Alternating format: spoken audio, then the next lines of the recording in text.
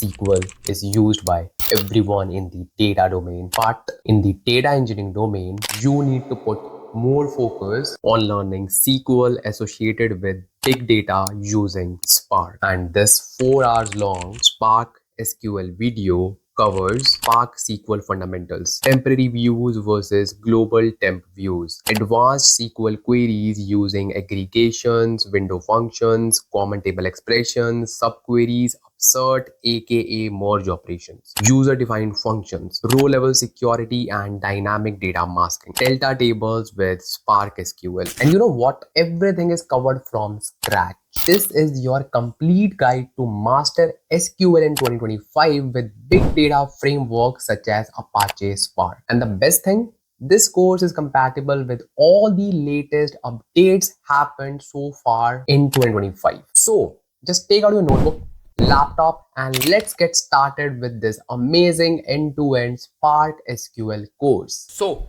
what's up, my data fam? What's up? Happy Sunday, and happy Sunday to strangers as well.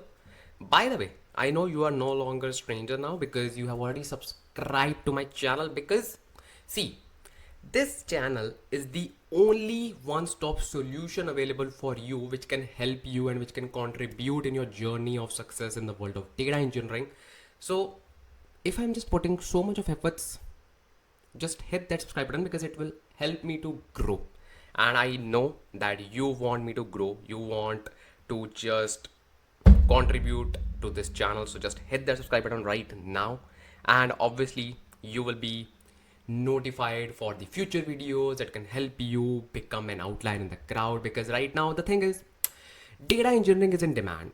I know that, and everyone knows that. But in order to excel in this domain, you need to understand the concepts. You need to become that 1% developer. And in order to become that, you need end-to-end understanding. And I know, I don't want to comment on that part because I know people are charging like so much. And when I got to know this, I was like, what?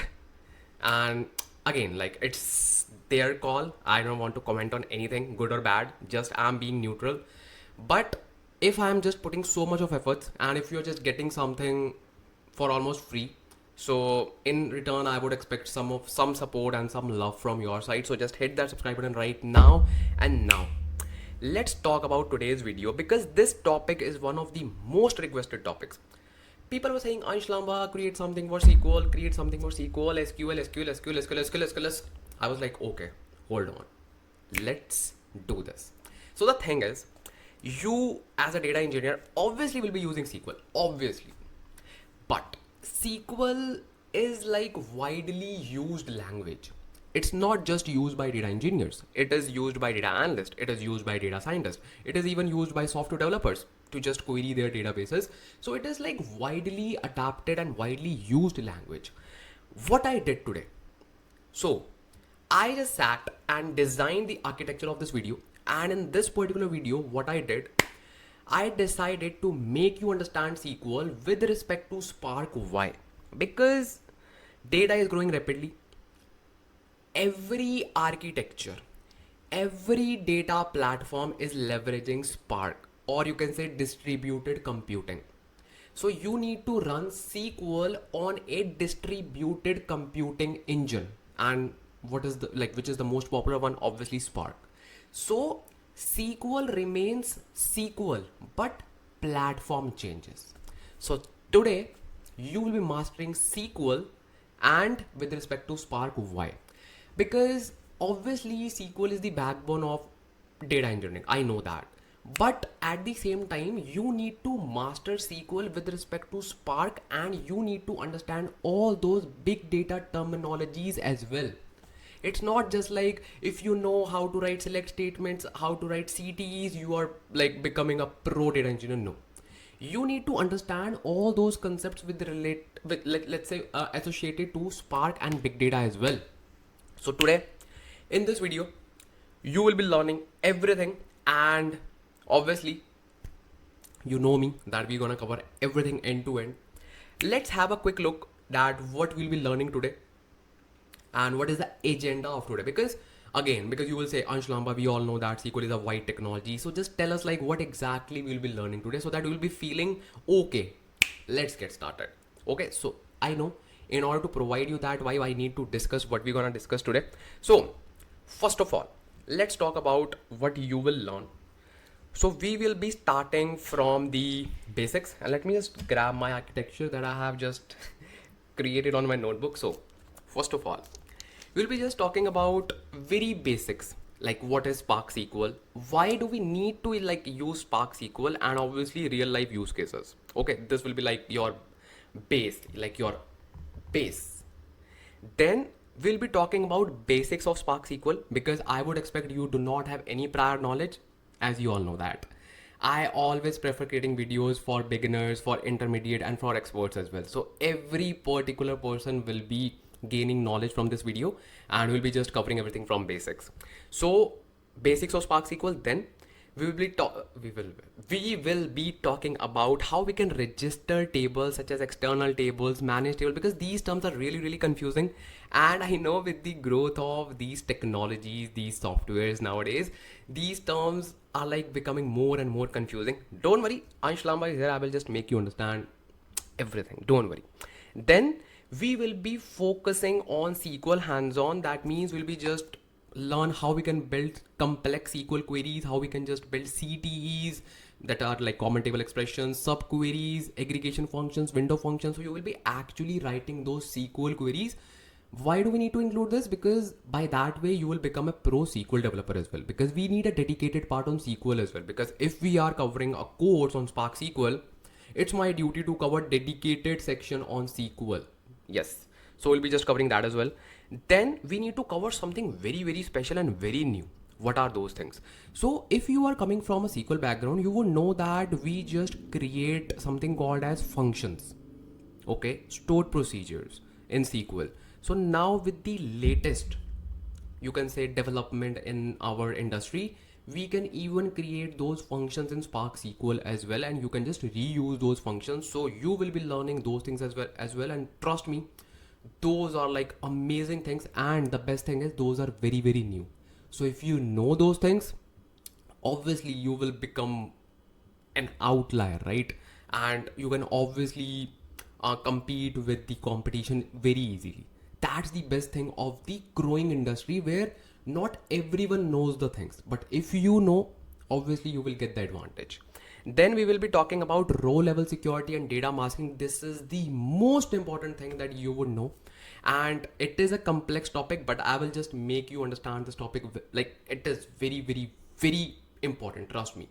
Row level security and data masking with Spark SQL. Yes. Then we'll be talking about delta live tables using Spark SQL, because delta live table is the new technology. And I know that in my previous videos I have already talked about delta live table, but in those videos we were using Python. But now it's your responsibility to cover SQL as well, because we are covering Spark SQL. Then at the end we'll be just covering delta lake with SQL as well, because this is the need of the hour, because we cannot work without open table formats, and delta lake is the most matured and most widely used open table format, which is delta lake.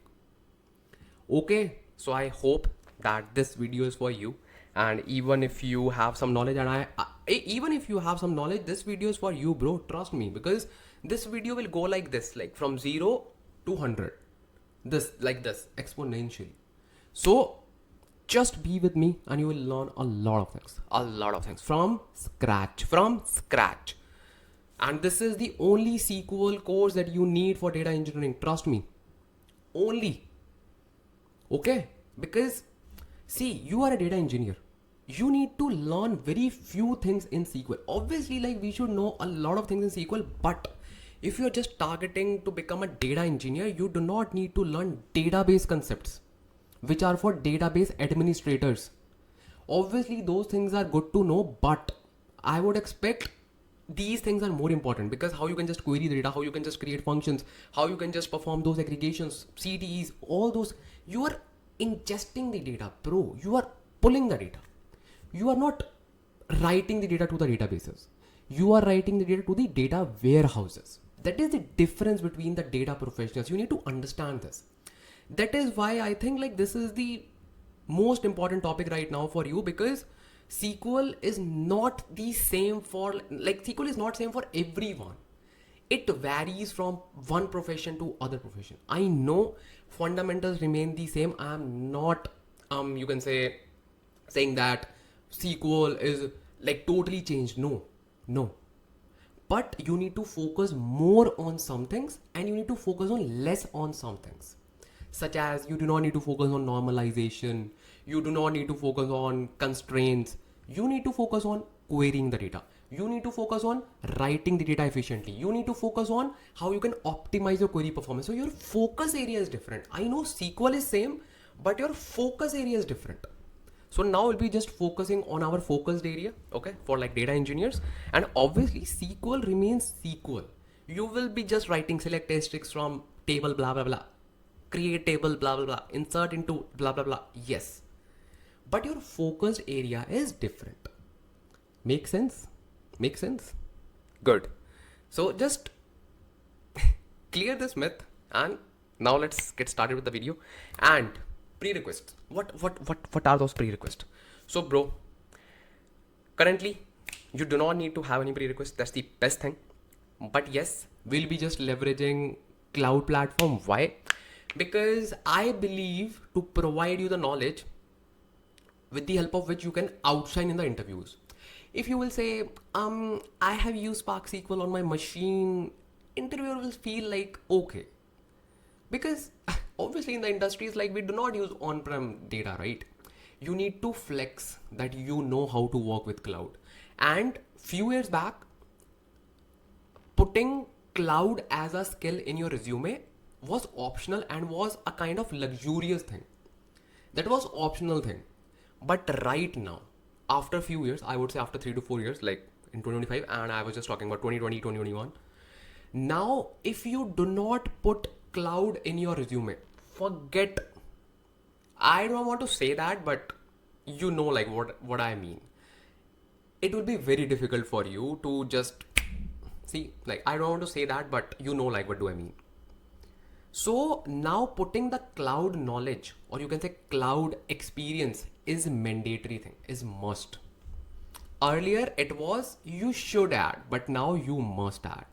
You cannot just apply in a job with your resume and just say on-prem ETLs, on-prem SQL, on-prem Spark. No, no, no, no, no. So I will be just using cloud, and obviously Azure. My favorite is Azure, and there are like so many reasons. They just give you free credits, and I just love the UI. It's easy to deploy, it's easy to track, it's easy to get started with, and plus Databricks goes hand in hand with Azure. So I love working with Azure as a cloud. And second thing, obviously we need something called as computing engine. So for computing engine, instead of just setting those VMs, or you can say setting those things, images in Docker, we will be using Databricks. Why? Because, okay, you have Spark knowledge. Clapping, clapping, clapping. Okay. But in the industry, bro, you need to work on the, you can say, cloud, or maybe you will be using Databricks or any other technology similar to Databricks. I know there are some some companies who have their own software as a solutions, but at the end of the day, you will be using some softwares, right? You will not be just installing Docker and all, like running those machines. I know there are some companies who does that, but who do that, but in most of the companies, you'll be using some solutions which are making work easy for you to scale your VM, scale your clusters and everything. And bro, you have to get some hands on with these technologies, because companies are extensively using these tools. Why? Because it's easy to deploy, and companies do not worry about if you have knowledge, but if you do not have experience with any SaaS product. So it's your responsibility to have that experience. Okay, so now I think enough introduction is provided. Now it's time to let's get started with the video, and let's first cover our first topic, which are the basics and the fundamentals of Spark SQL. Let's talk about that. Lights, camera, action. So what is Spark SQL? Let's talk about Spark SQL first of all. Because obviously you would know what is a SQL or what is a SQL syntax. What is SQL? SQL stands for Structured Query Language. And SQL, why do we use SQL in the real world? Let's say you have a database, okay, and you want to query some data. Let's say in your database you have 1 million plus records, and you want to query only, let's say, 1,000 records. So you will be using one computer language which will help you to fetch, or let's say query, those 1,000 records. That is why it is called structured query language. Now, why structured query language? Because the data that you're querying is stored in the form of a structure, in the form of rows and columns, right? And I know with the advancements of technology, now we can just apply SQL on top of the files and unstructured, semi-structured data as well. That's where Spark SQL comes handy. And don't worry, we'll be just talking about that as well. So first of all, let's talk about Spark SQL, okay? Because that was a brief introduction about SQL. Now let's talk about Spark SQL. What is Spark SQL? So basically, Spark SQL is a module in Apache Spark. Now, what is Apache Spark? Apache Spark is a distributed computing engine which processes your data in the distributed manner. Let's say you have 10 machines, so it will be using those 10 machines and it will treat those 10 machines as one machine. So let's say you are running a query, let's say select asterisk from table 1. So instead of running that query using only one machine, it will be leveraging 10 machines. So that is called distributed computing, and this is the framework called Apache Spark, that is the most popular distributed computing engine. So Spark SQL is a module available within Apache Spark that lets you run SQL queries. Simple, simple. That means we have an engine, Apache Spark, we have a framework, Apache Spark, and on top of that, we have a module called Spark SQL, and we can run our SQL queries. That's it. And as it is written, it's like giving Spark the power of SQL. That means we can use SQL to leverage the power of Apache Spark. So now Spark can actually attract SQL developers as well. Makes sense. And you can write SQL queries directly, just like you do in a database, as we just talked about. Let's say you have a database, so you simply write select asterisk from blah blah blah. Same thing you can do it here as well in Spark SQL. Very good. And it runs on top of Spark distributed engine, as I just mentioned. So it is fast and scalable. So the thing is, you will be just running your SQL queries. Okay, you will be just running your SQL queries, and those SQL queries will be running on the data frame internally. Oh, because in Spark we just create data frames and all. It will be running directly on top of those data frames, but internally. Externally, you will be simply writing SQL queries. That's why it is written that you can write SQL queries directly, just like you do in the database, but the magic is it runs on top of Spark engine, so it is fast and scalable. So now I hope that you have understood like what is Spark SQL. Spark SQL is nothing but adding a SQL module in Apache Spark so that you can leverage your SQL skills, so that SQL developers can also leverage the power of Apache Spark. That's it. That's it. Okay, makes sense. Now, why do we need Spark SQL? Why? Because obviously we had like Apache Spark, people are using PySpark. Why do we need Spark SQL? Because SQL is easy to learn even if you are not a programmer. Because obviously if you want to use PySpark, you need to have Python skills, right? You need to have that programming skills. But SQL is not a programming language. SQL is just a query language. So you do not need to be a programmer if you just want to use Spark. That is the best thing about Spark SQL. So obviously it is easy to learn and you do not need to be a programmer. Then it's great for ad hoc analysis. Let's say you want to, like, you have your data, you have processed your data using your PySpark or anything. Now your data is stored in the data warehouse. Okay, makes sense. Or anywhere.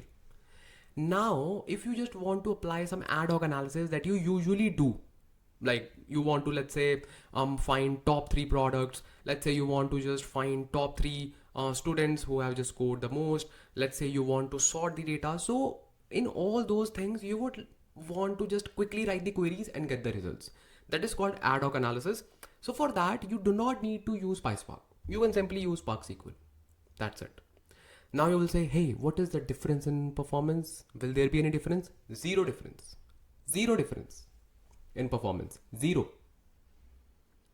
So you can either use PySpark or SparkSQL. It's up to you, obviously. And in ad hoc analysis, most of the time you will be using, say, SparkSQL, trust me. Then it's widely used by data analysts, data scientists, data engineers, all in the one environment. So basically, let's say you are a data engineer and you know PySpark. Yes, makes sense. There's a data analyst in the team who would not know PySpark. Makes sense because he's a data analyst.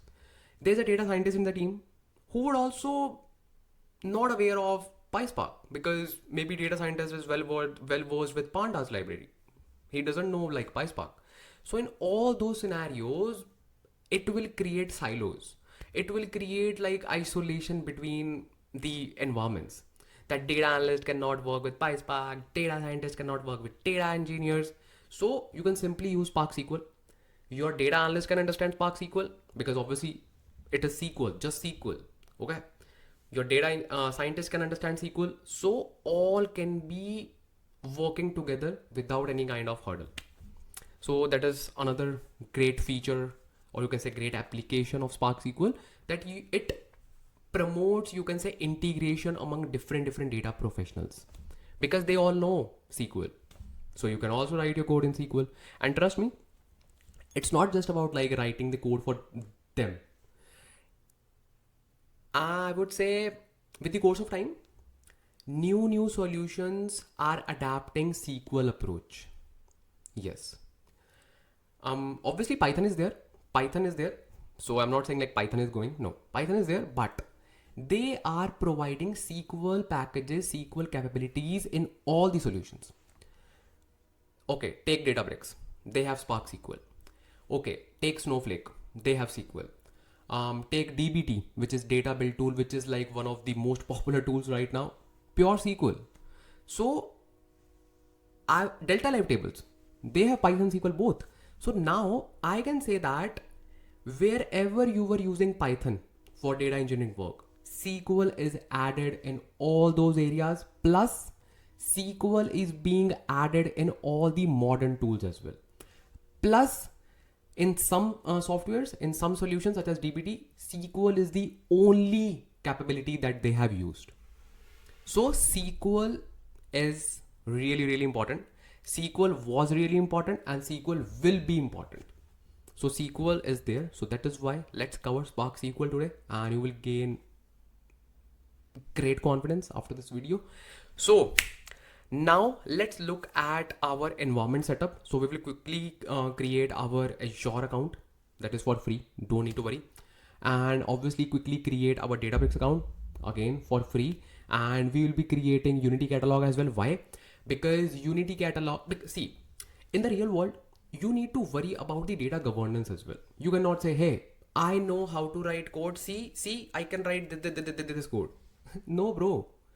You need to be someone who can just work with data governance, data security levels as well. So you need to understand all those things as well.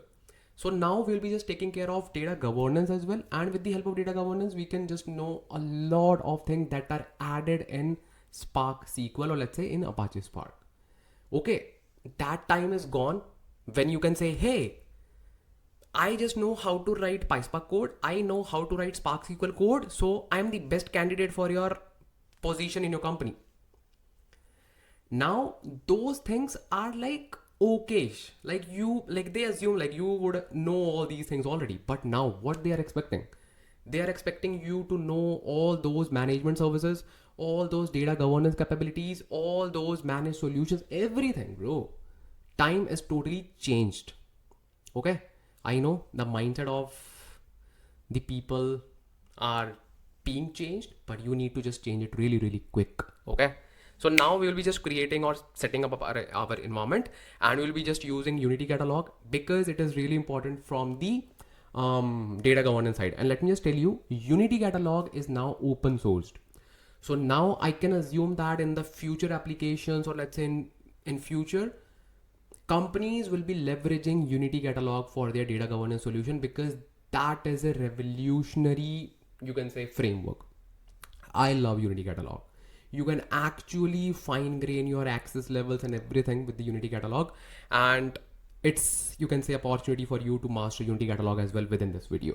Okay, so let's get started. So in order to create free Azure account, you simply need to go to a link, and you simply need to go to Google tab and simply search Azure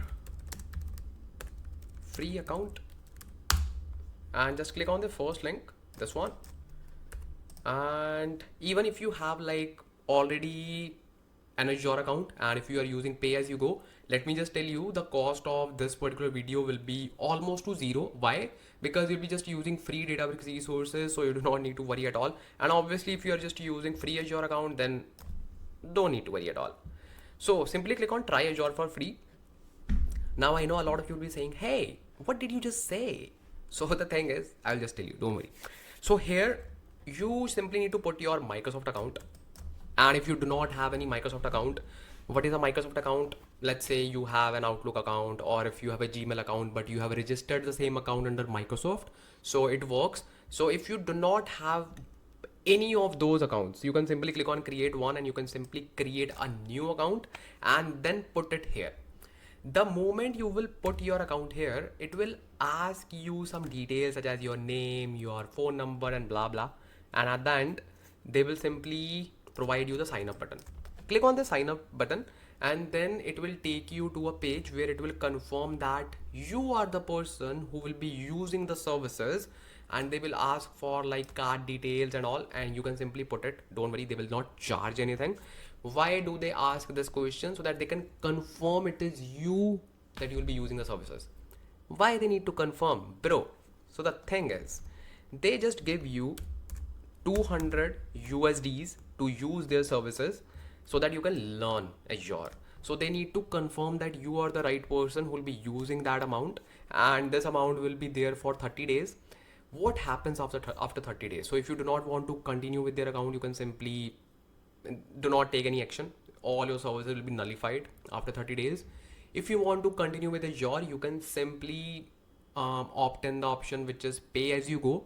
What is that option?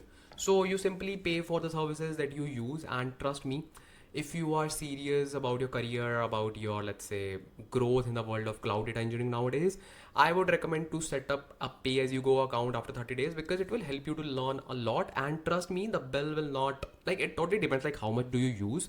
But yeah, if you're using Databricks and all, and if you're just using free services, then I don't think so it should be much. Again, it's a personal call. I do not force anyone to just go with that option.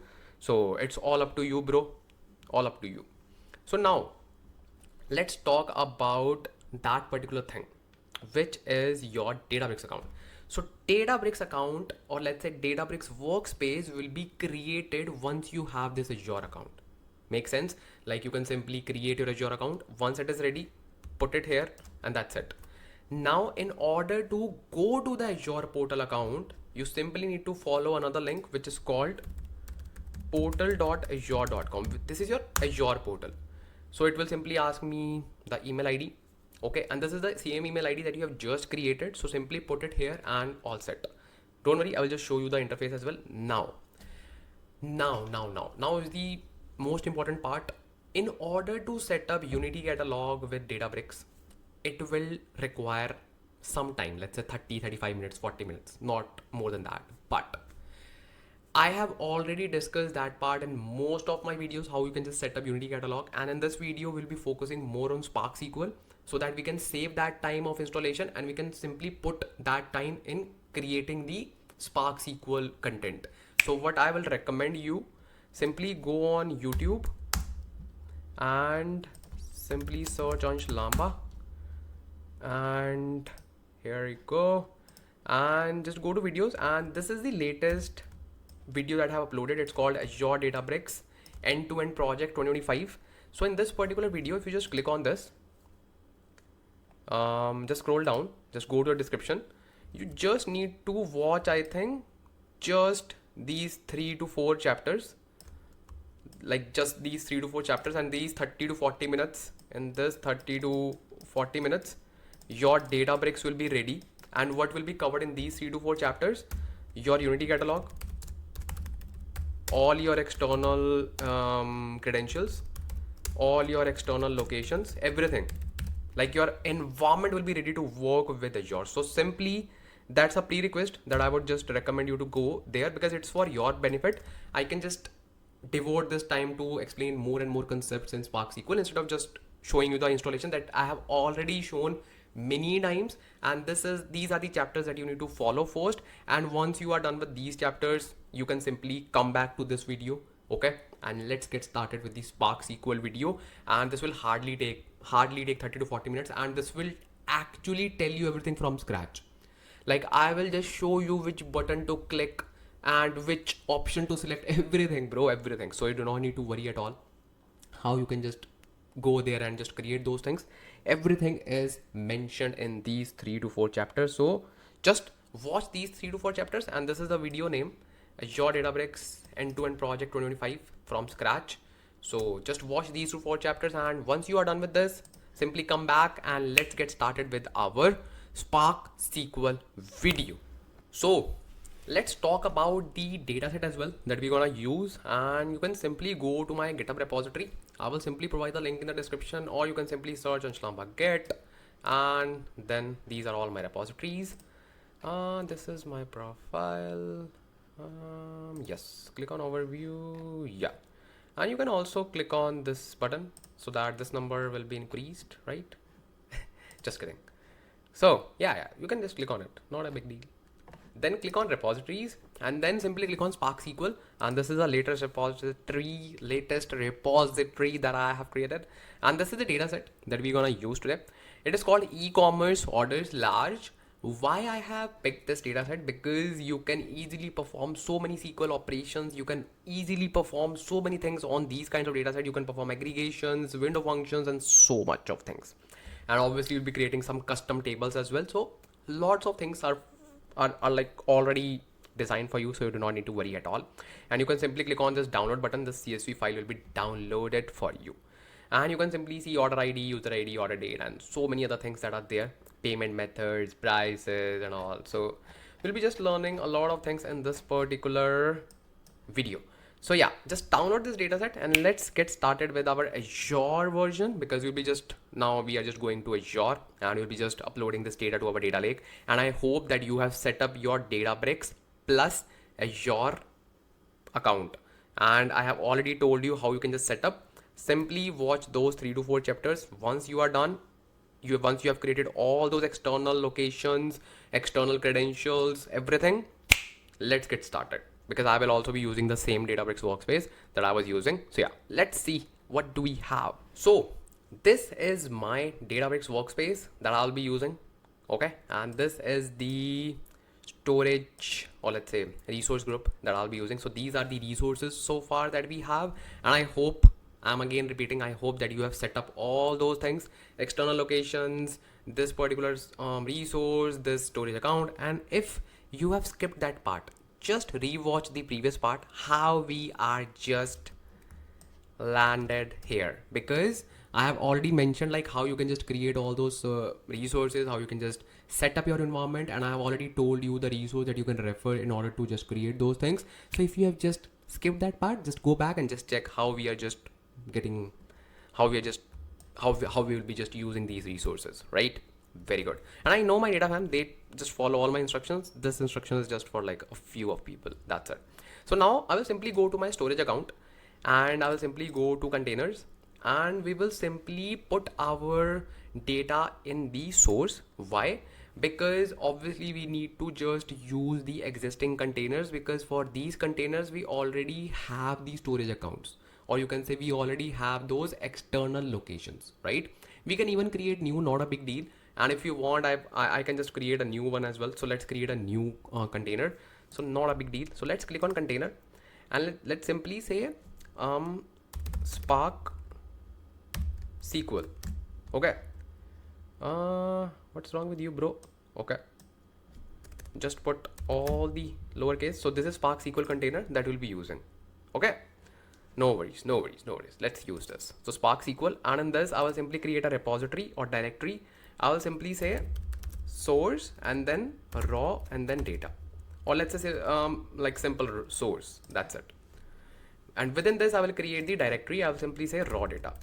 That's the power of data lake, that we can create hierarchical folders, and within this raw data I will upload my data like that CSV files. Click on upload, and that's it. Click on upload. E-commerce large data set. Perfect, perfect, perfect, perfect. So this is the data set that we're gonna use today. So we have uploaded it. So now we are all good to continue with our Databricks. So simply go to your Databricks workspace. I will click on launch. Let's launch this, and I think it will ask me for the ID. I don't know, because sometimes it takes SSO. Thank you so much. It has taken SSO this time. So these are some of the recent tabs that I have used. So just ignore that. I will click on favorites, and you already have the, you can say, walkthrough of this Databricks workspace, because you have already watched those chapters. You need to follow the steps that I'm just mentioning right now. Okay. So I'll simply go to workspace, and I will simply delete these garbage. I was just doing some stuff. So move to trash, move to trash, move to trash. Okay. Now I'll simply create a new folder. Okay. Or I can simply go to workspace as well, because in the workspace I do not have any folder, and this folder was created in my home. So I'll simply say workspace, click on create and folder. I'll simply call it as Spark SQL. Click on create. So this is my folder. I will simply create a new notebook in this, and before doing that I will just create something. What's that? It is called external, or you can say simple external location. Why? Because as you know that we have created a new container. Okay, and this will be a quick test for you if you know how to create external location. So now it's like your task to create an external location with this particular container, with this particular container, this one, Spark SQL. So let's see if you can just create the external location with this particular container. So now how we can just do that, I have already told you. Just go to my chapters and just see. So let me just give you a quick overview again. So you can simply go to your catalog, and then simply go to external data. Okay, and then you can simply create a new external location. I'll simply say Spark SQL or Spark SQL ext. That's it. And in order to provide the location like URL, I can simply say abfss and Spark SQL. That's it. Dot, yeah, that's it. Spark SQL @ my storage account name. Storage account name is Databricks ETE. Okay, let me just copy it. Databricks ETE. Databricks ETE, no, without underscore. Okay, then dot dfs dot core dot windows.net. Okay, and I would say, yeah, that's it. And storage credential is this one, Ansh creds, and click on create. Yes, click on create.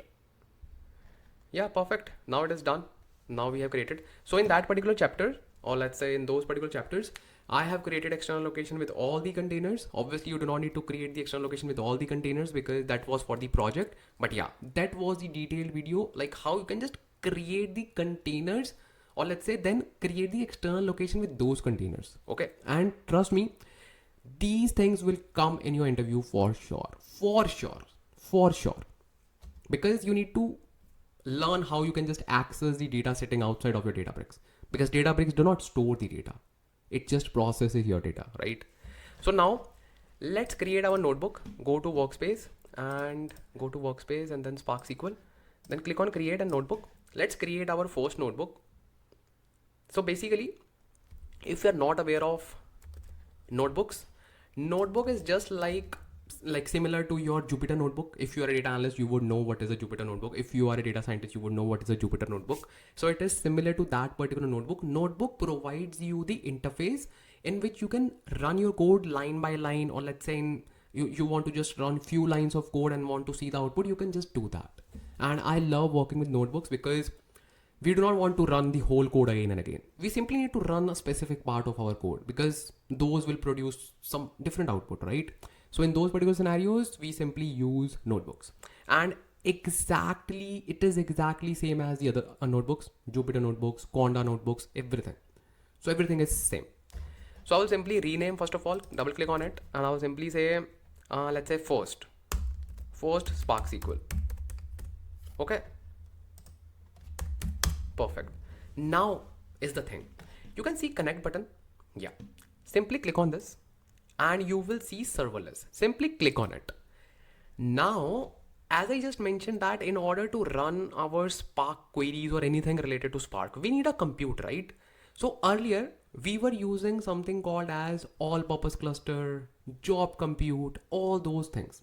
But now Databricks has launched something which is called serverless compute, in which you do not need to worry about managing the clusters. You can simply attach the cluster which is serverless and it will automatically scale up and down as per your requirements. That's it. So now see how world is changing. How? So you need to be aligned with all these things, right? So now let's first load our data to Databricks, and you already know that we have data sitting here in Spark SQL and then in source and then in raw data. Makes sense? This is the CSV file that is stored here. First of all, in order to get started with SQL, and let me just look at my architecture. So first we need to talk about basics of Spark SQL.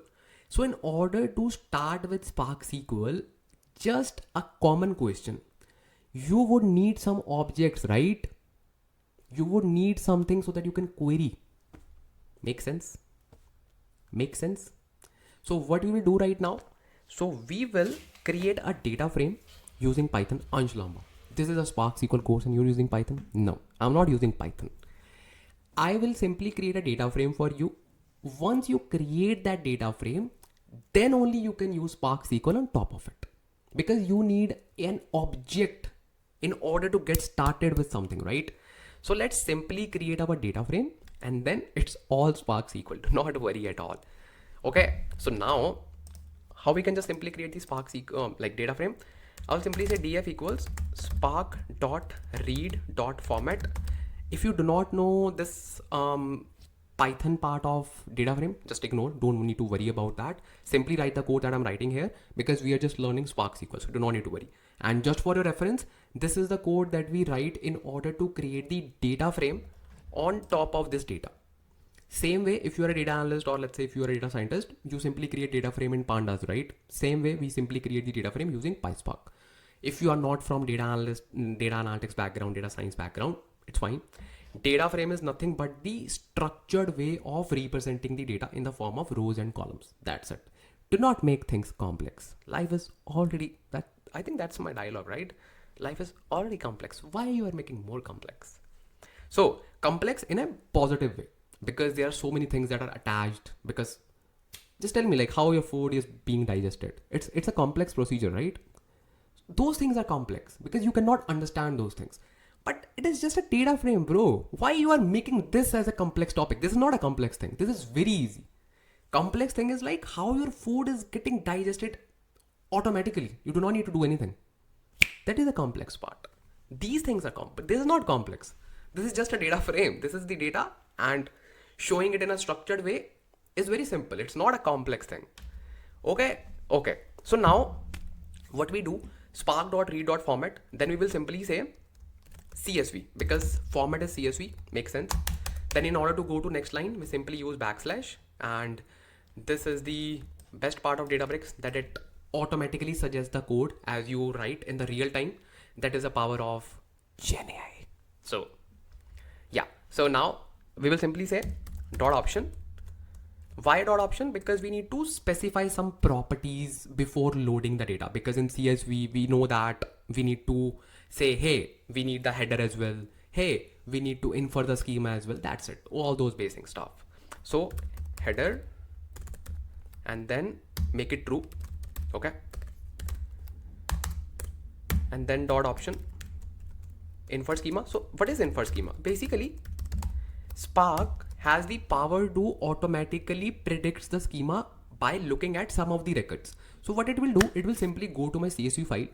It will simply look at some of the records and it will simply predict the schema. And that is the best thing. We do not need to worry about schema. Obviously, we can explicitly provide the schema, but if we have infer schema, most of the time it works fine. And if we just want to convert and type, we can simply use typecasting, right? So I love using infer schema. And then I will simply say true, then dot load. Now I simply need to provide the location. What is the location? Location is this one. SparkSQL at the rate Databricks cte.dfs.core.windows.net. Within this we have a folder called source. Within this we have a folder called raw data. That's it. Simply run this and it should just load the data in my data frame. Now you can ask me one thing.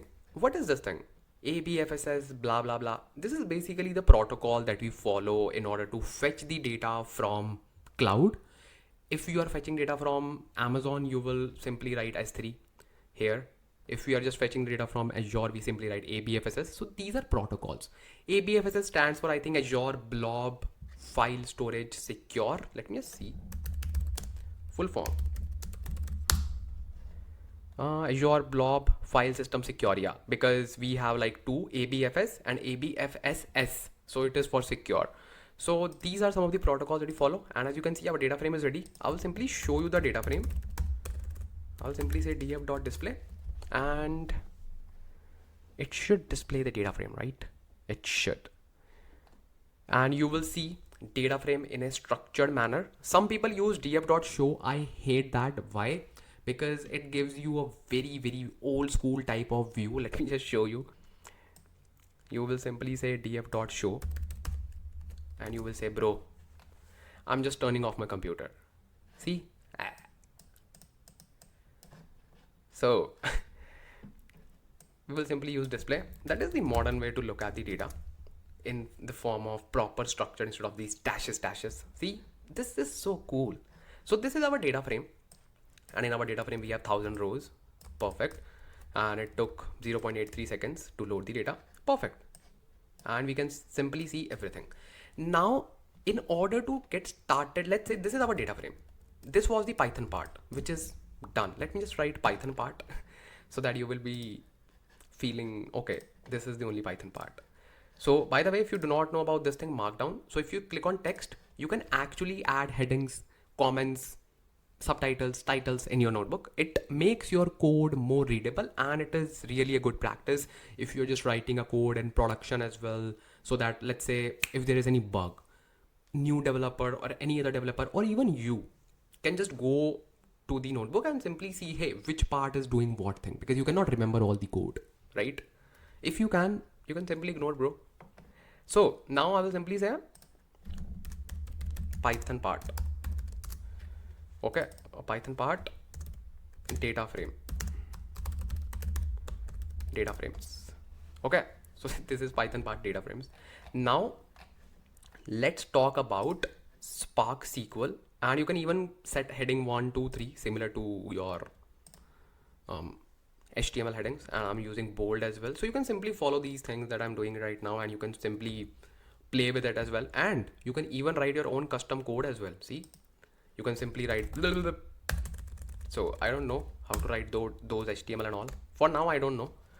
So if you know, you can just simply customize your notebook. I have seen people customizing the notebook and it looks good, right? It looks good. And now you have ChatGPT, you can simply go to ChatGPT. It's all about like how passionate you are for your notebooks. That's it. Because you will be managing those notebooks, right? So now let's talk about Spark SQL basics. Okay. And let me just make it as heading 1. Okay.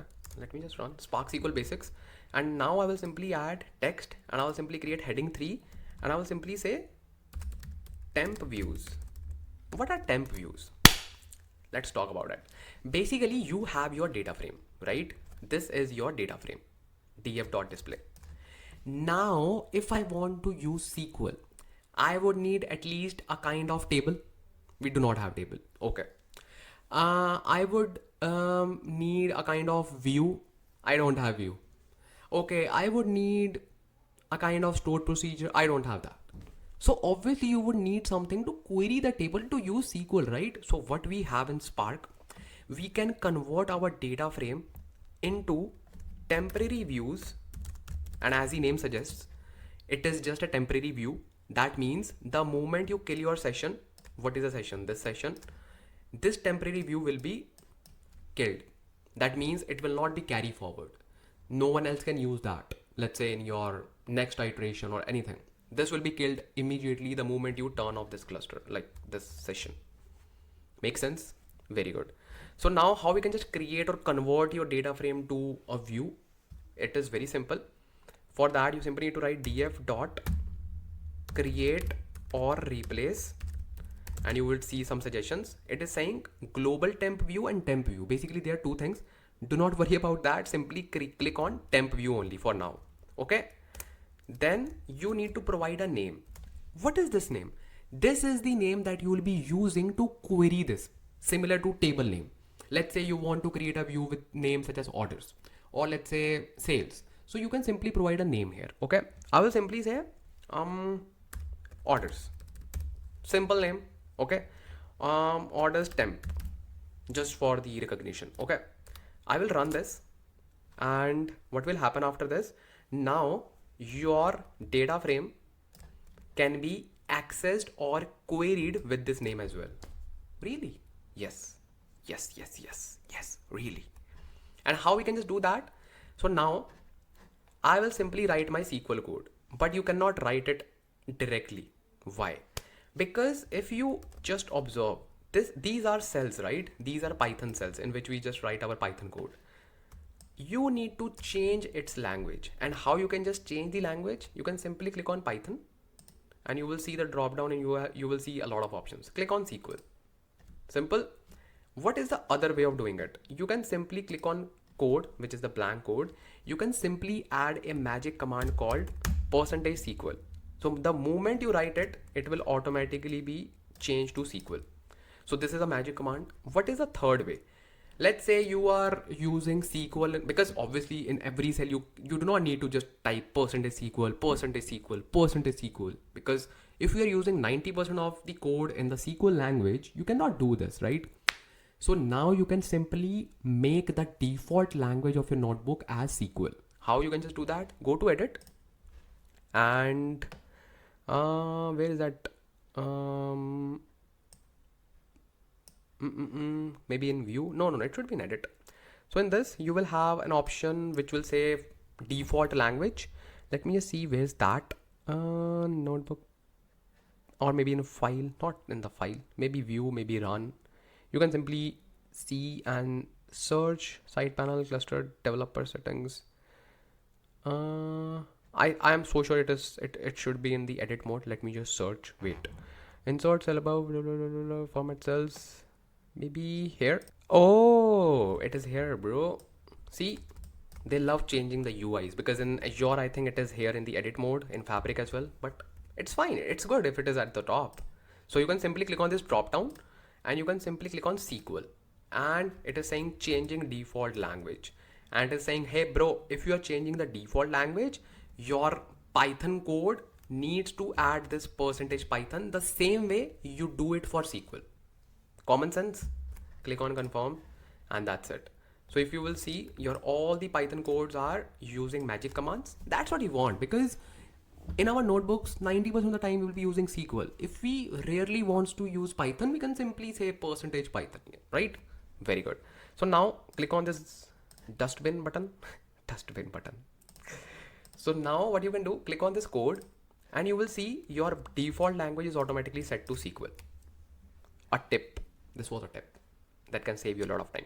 So now I want to run my SQL command. What I will do, now just treat this cell as your SQL workbench, as your MySQL workbench, as your PostgreSQL, as your MS SQL. It is the same thing.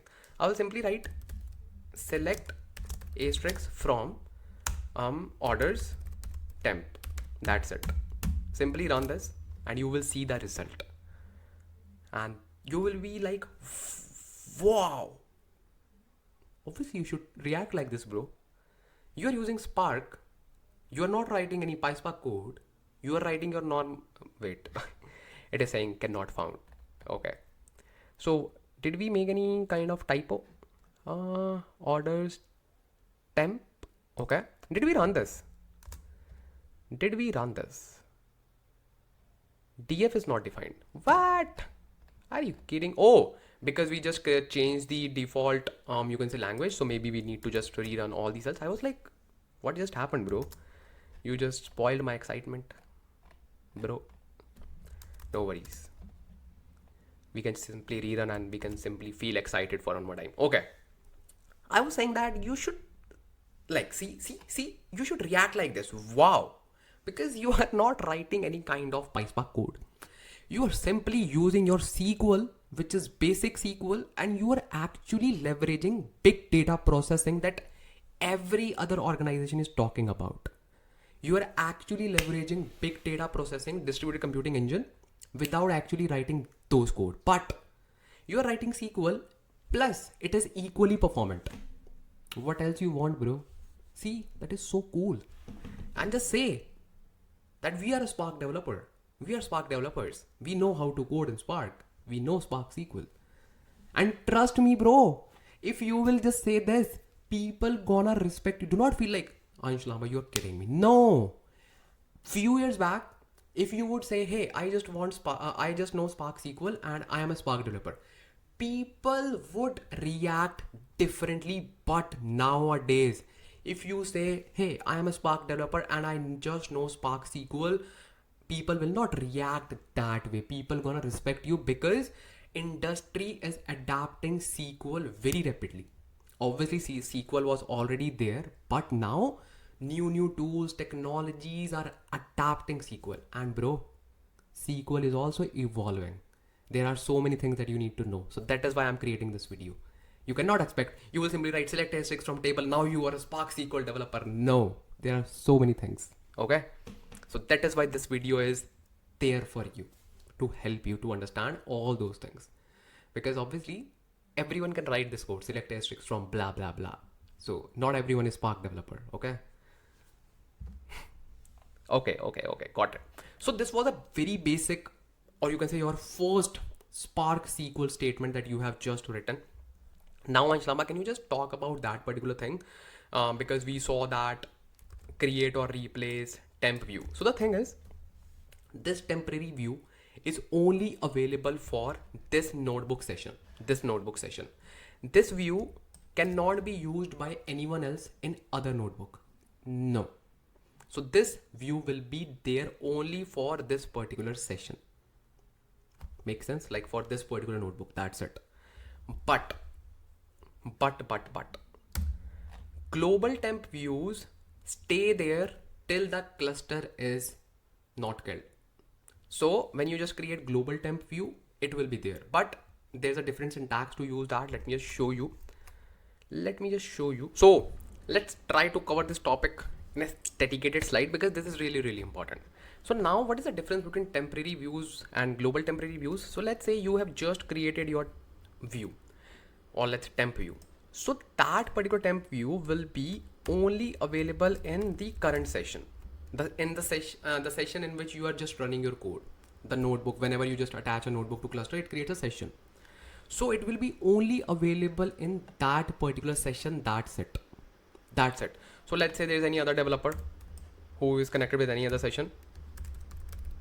That view, let's say this is your view, that, and you are the developer. You are using this particular view. Okay, this is a view. Now this particular developer cannot use that particular view. Why? Because this is a temp view which is only available in this particular session. So in order to make this view available to this developer as well, you need to create something called as let's use this color. You need to create something called as global temp view. So the moment you create global temp view, the view will be available in all the sessions. Now this person can go and just use this view. Now you will say, hey, you just said that we just create temporary views which do not stay in the database. Okay, so will global temp views follow the same protocol? Yes.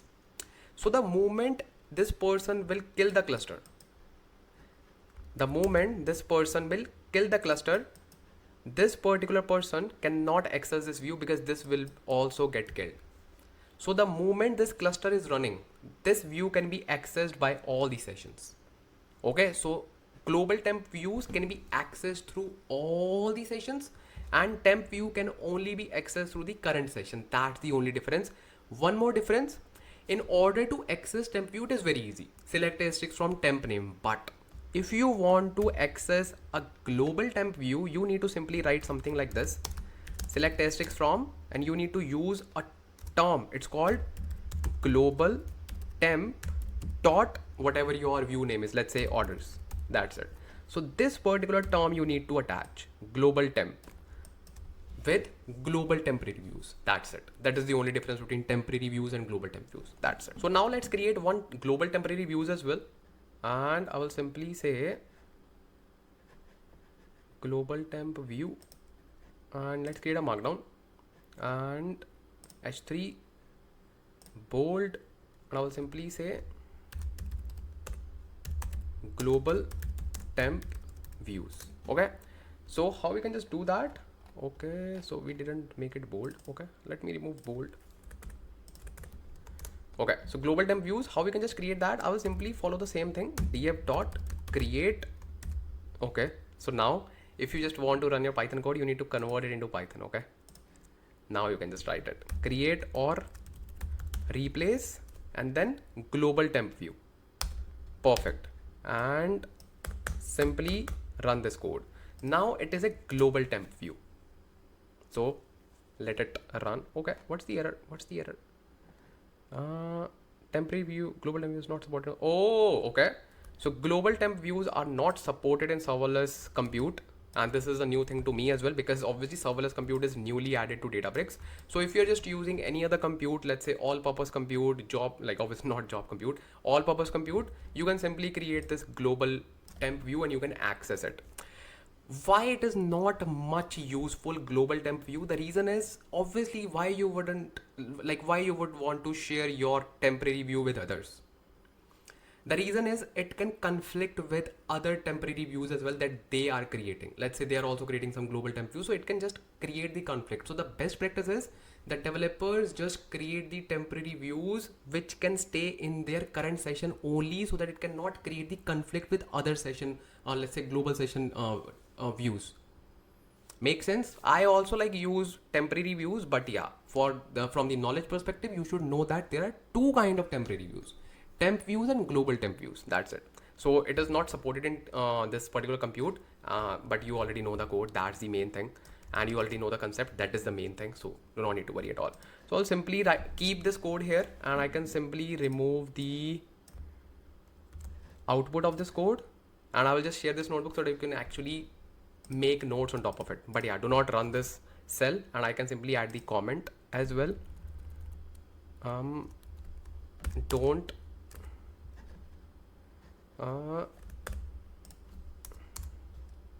run this.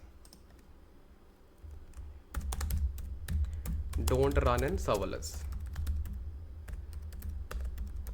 compute. That's it. Do not run it. Okay, but I will just keep it there so that, okay, let me just comment it out as well. But yeah, you should just write this thing in your notebook for notes. Okay, so this was like very basic, or let's say foundational knowledge for your Spark SQL. Now let's see what do we have. The next thing is very, very, very important, and the next thing is registering your tables as, let's say, external tables, managed tables, and so on. And for that, obviously you would say, Ansh, what if we say that we do not know what are external tables and managed tables? So do not worry at all. I will just make you understand first like what are external tables and managed tables. Then I will just tell you how you can register your tables as external and managed tables using Spark SQL. Let me just show you. bro, let's talk about this topic. So basically, before even talking about managed and external tables, let me just make you understand one common thing that you should know, that whenever you're working with Spark architecture, okay, whenever you're just using Spark for processing or anything, we have something called as metastore. Okay. Now, what is this metastore? Metastore, as the name suggests, metastore. That means it will store all of your metadata. Okay. What is a metadata? Metadata means the information about your data. So, let's say you are creating a table. Okay. Forget about that thing, managed or external. Just take an example that you are creating a table. Okay. Makes sense. You are creating a table. Let's say table name is orders. Let's keep it exactly same. Okay. Table name is orders. Okay. Let's say you are creating this table. So what actually will happen when you use Spark? You store this information. Which information? Table name, schema, database name, catalog name. Because obviously, if you want to create a table, and this is the fundamental of SQL, whenever you want to create a table, you will register that table under a database, right? Under a schema, right? So let's say your schema name is DBO, very common in SQL language so that you can understand it. Okay, DBO. And let's say your catalog name is like normal Hive. Okay. So what is a catalog? Catalog is basically the upper level of schema in which you can just store like multiple schemas. So just for now, even if you can just forget about this part as well, because you first need to grab the concept. Okay, so let me just remove this. So let's say this is your schema. That's it. Schema and table name. Okay, you just created this table. Now, as we know that Databricks is not the storage solution. Okay, so what it does, it always keeps one storage with it. Ansh, Lamba, you just mentioned that it is not a storage solution. I know. So what it does, it simply creates external location, or let's say any kind of managed location, or maybe any cloud location, or let's say cloud storage. Okay. Now, if you do not know about those things, how you created external locations with Unity catalog, now you will understand that why did you created that, because obviously that was the environment setup part, but now you will grab the concepts. So the thing is, this is the cloud storage, right? So what it does, this metastore, okay, this metastore needs one storage solution as well, so that it can store your data. Let's say you want to create this table which is called as orders table. Makes sense.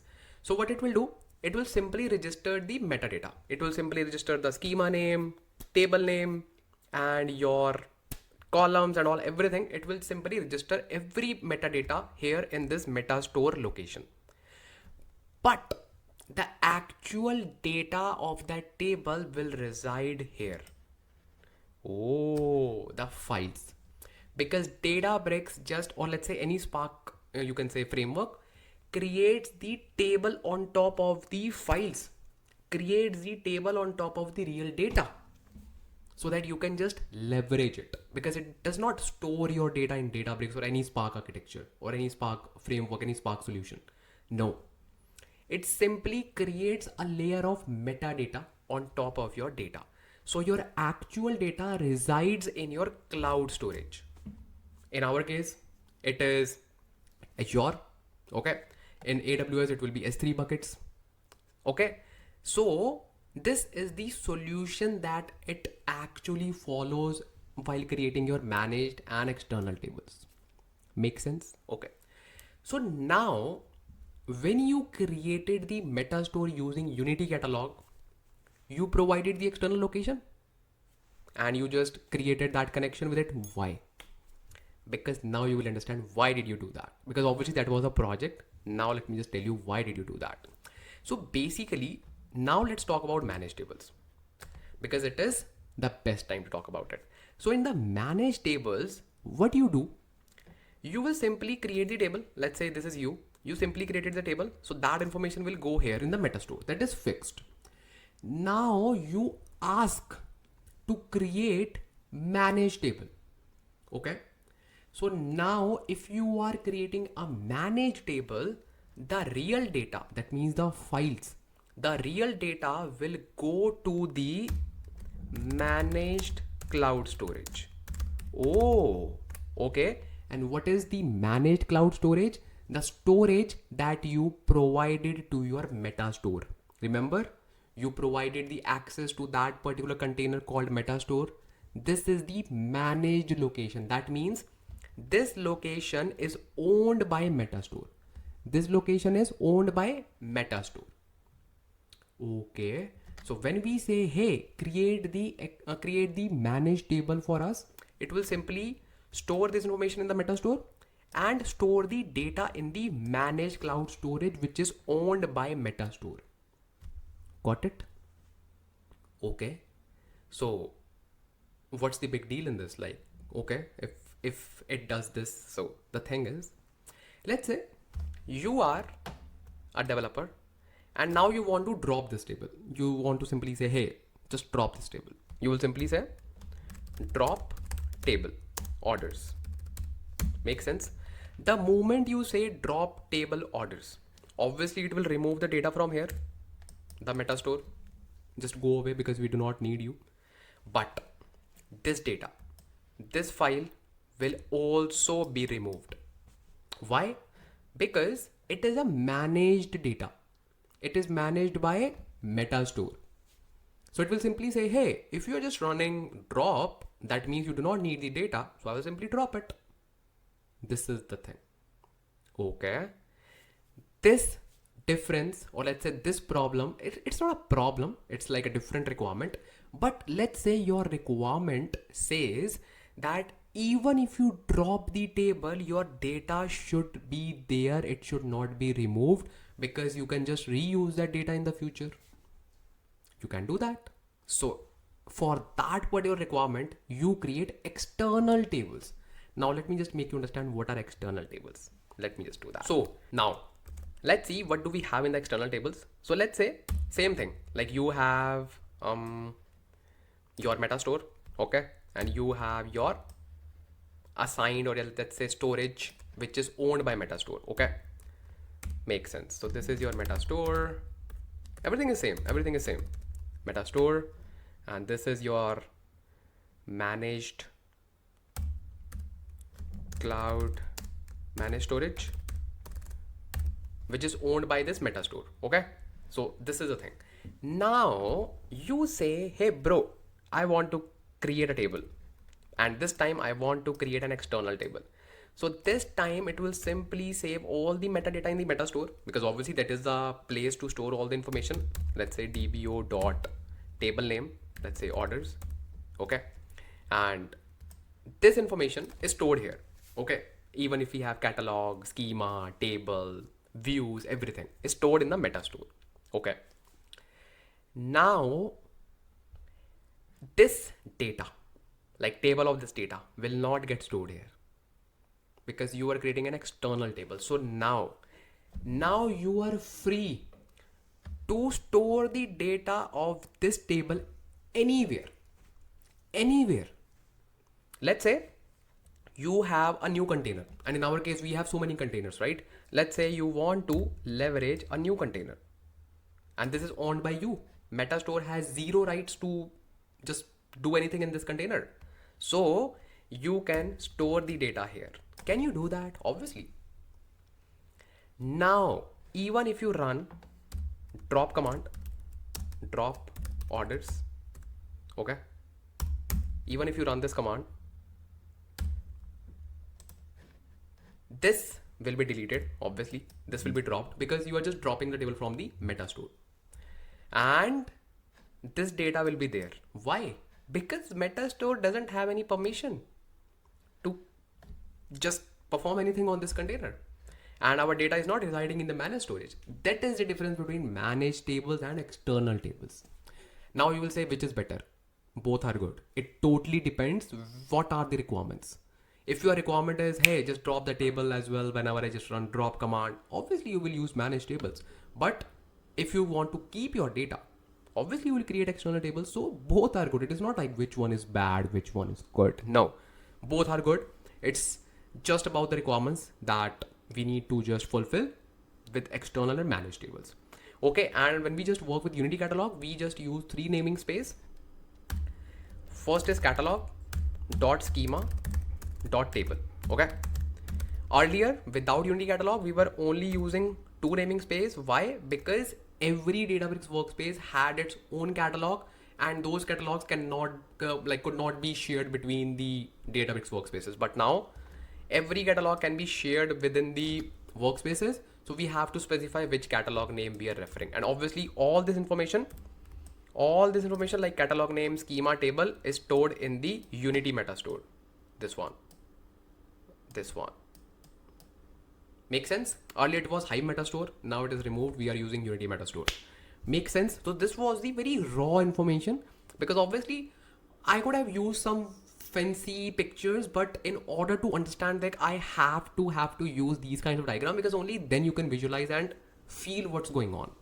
Okay, so now let's actually tackle these scenarios in practical notebooks, and let's actually create external tables and manage tables. And let me just show you how they differ in terms of storage as well. I will just show you everything, don't worry.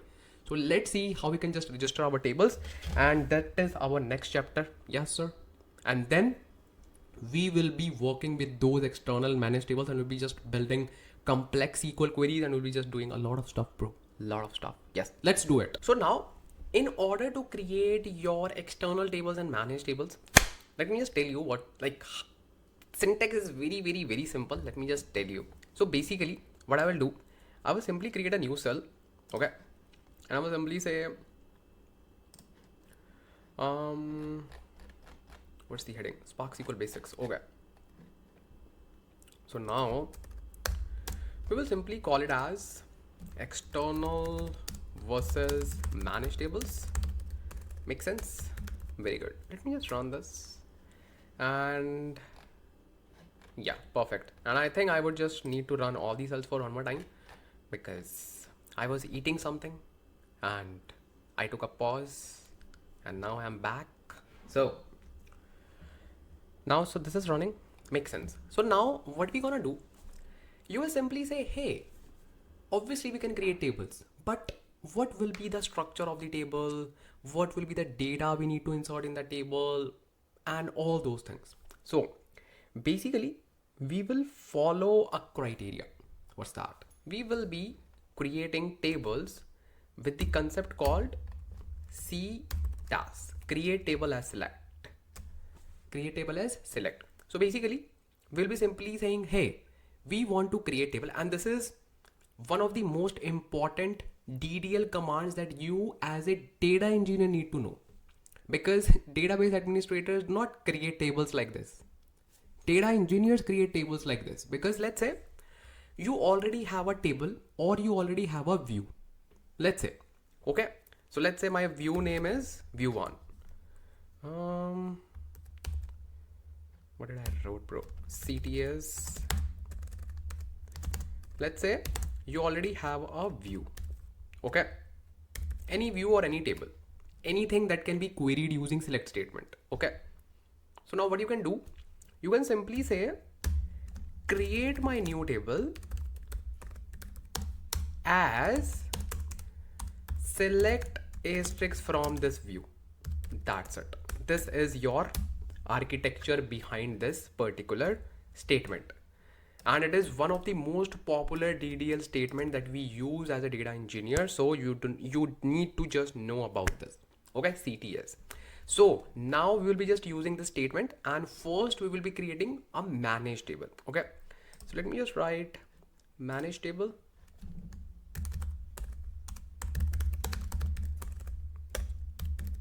And what will be our object? Obviously we have a view called order stamp, right? So we'll be using this particular view to apply the select statement. Make sense?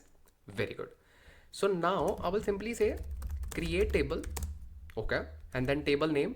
So now, as we just mentioned, just forget about this. As we just mentioned that in order to create any table, what do we need? Obviously a schema. obviously a kind of database. So we will be creating that first.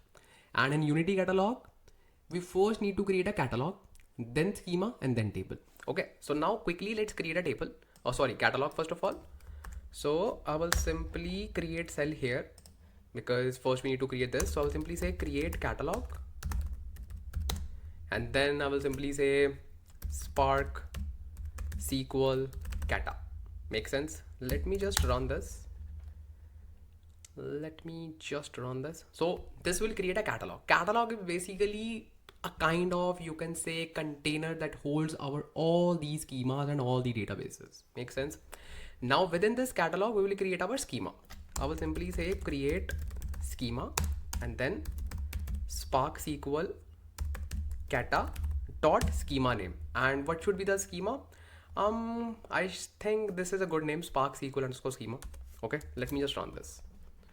So now our schema is also ready. So now you will be saying, hey, where can we see all those things? Because in SQL, we just see all the things in the left hand side. Same thing here, bro. Simply, first of all, collapse this just to have more space. Now click on this triangle, circle and square. It is called catalog.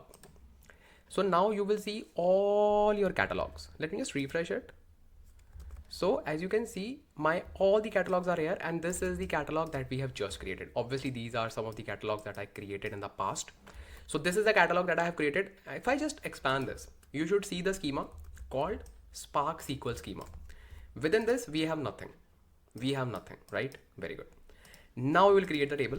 I will simply say create table, and I will simply say Spark SQL Kata dot Spark SQL dot schema, and then table name. Table name will be, I would say, table 1 just for now, or let's say orders table. Orders man means managed. Then I will say as, and then I will say select asterisk from orders temp. That's it. This is my code that will create a table for me. Make sense? And now what it will do behind the scenes for us, like you should know the architecture of this Spark SQL statement because this is really important. So what it will do, it will simply first of all run this query and it will get the result. Okay. Then it will take this result and store it in a, let's say, a managed container. And we all know where is that? Obviously at the metastore managed location. Metastore managed location. So it will simply store this data here. That's it. And it will register this table under the metastore, which is this one. Make sense? Obviously in the metastore we have catalog, then we have schema. So it will register this table here. And this table is pointing to this location. Make sense? So every time it first writes your data in the location, then it creates a table on top of it. So just remember this architecture. Let me just run this. Let me just show you what will happen.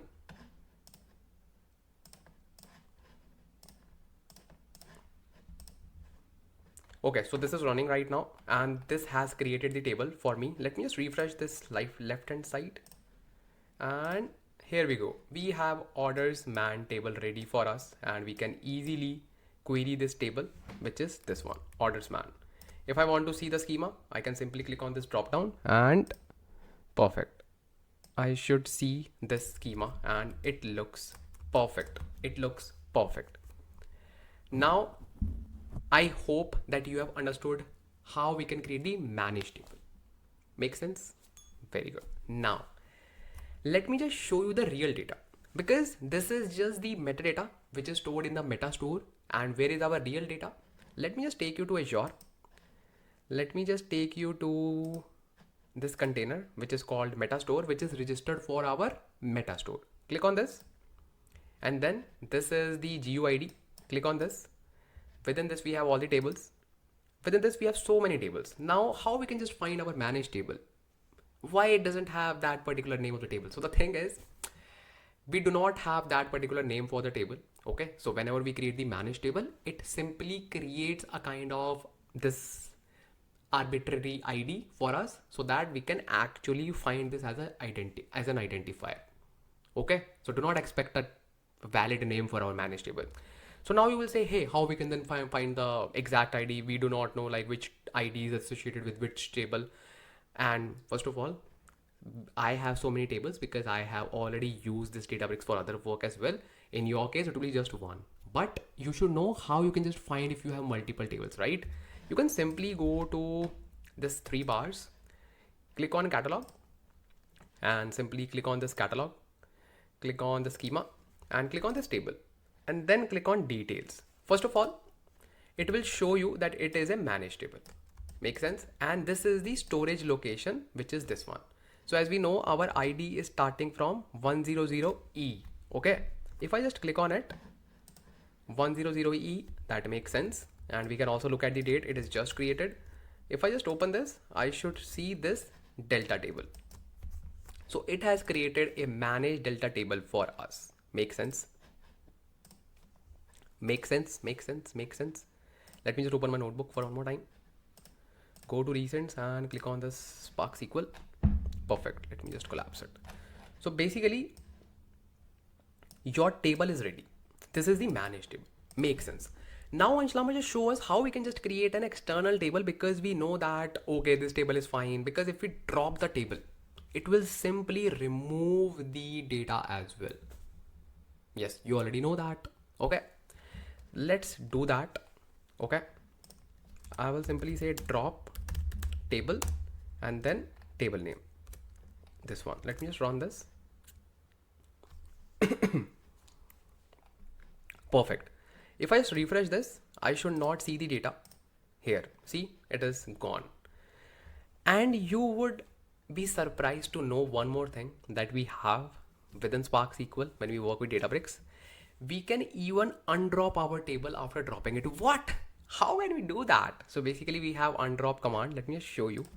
Just go to Google and just type undrop Databricks. And this is the command that we use. Similar to that thing, drop table name and then simply undrop table name, and it will be undropped. It will be back. Let me just show you. You can simply say undrop and then table name. This one. Simply run this. And you will see your table will be back with data. So it is refreshing automatically. And it should take few seconds, because obviously it is just bringing your data back. And you can just ask me one question. What's that?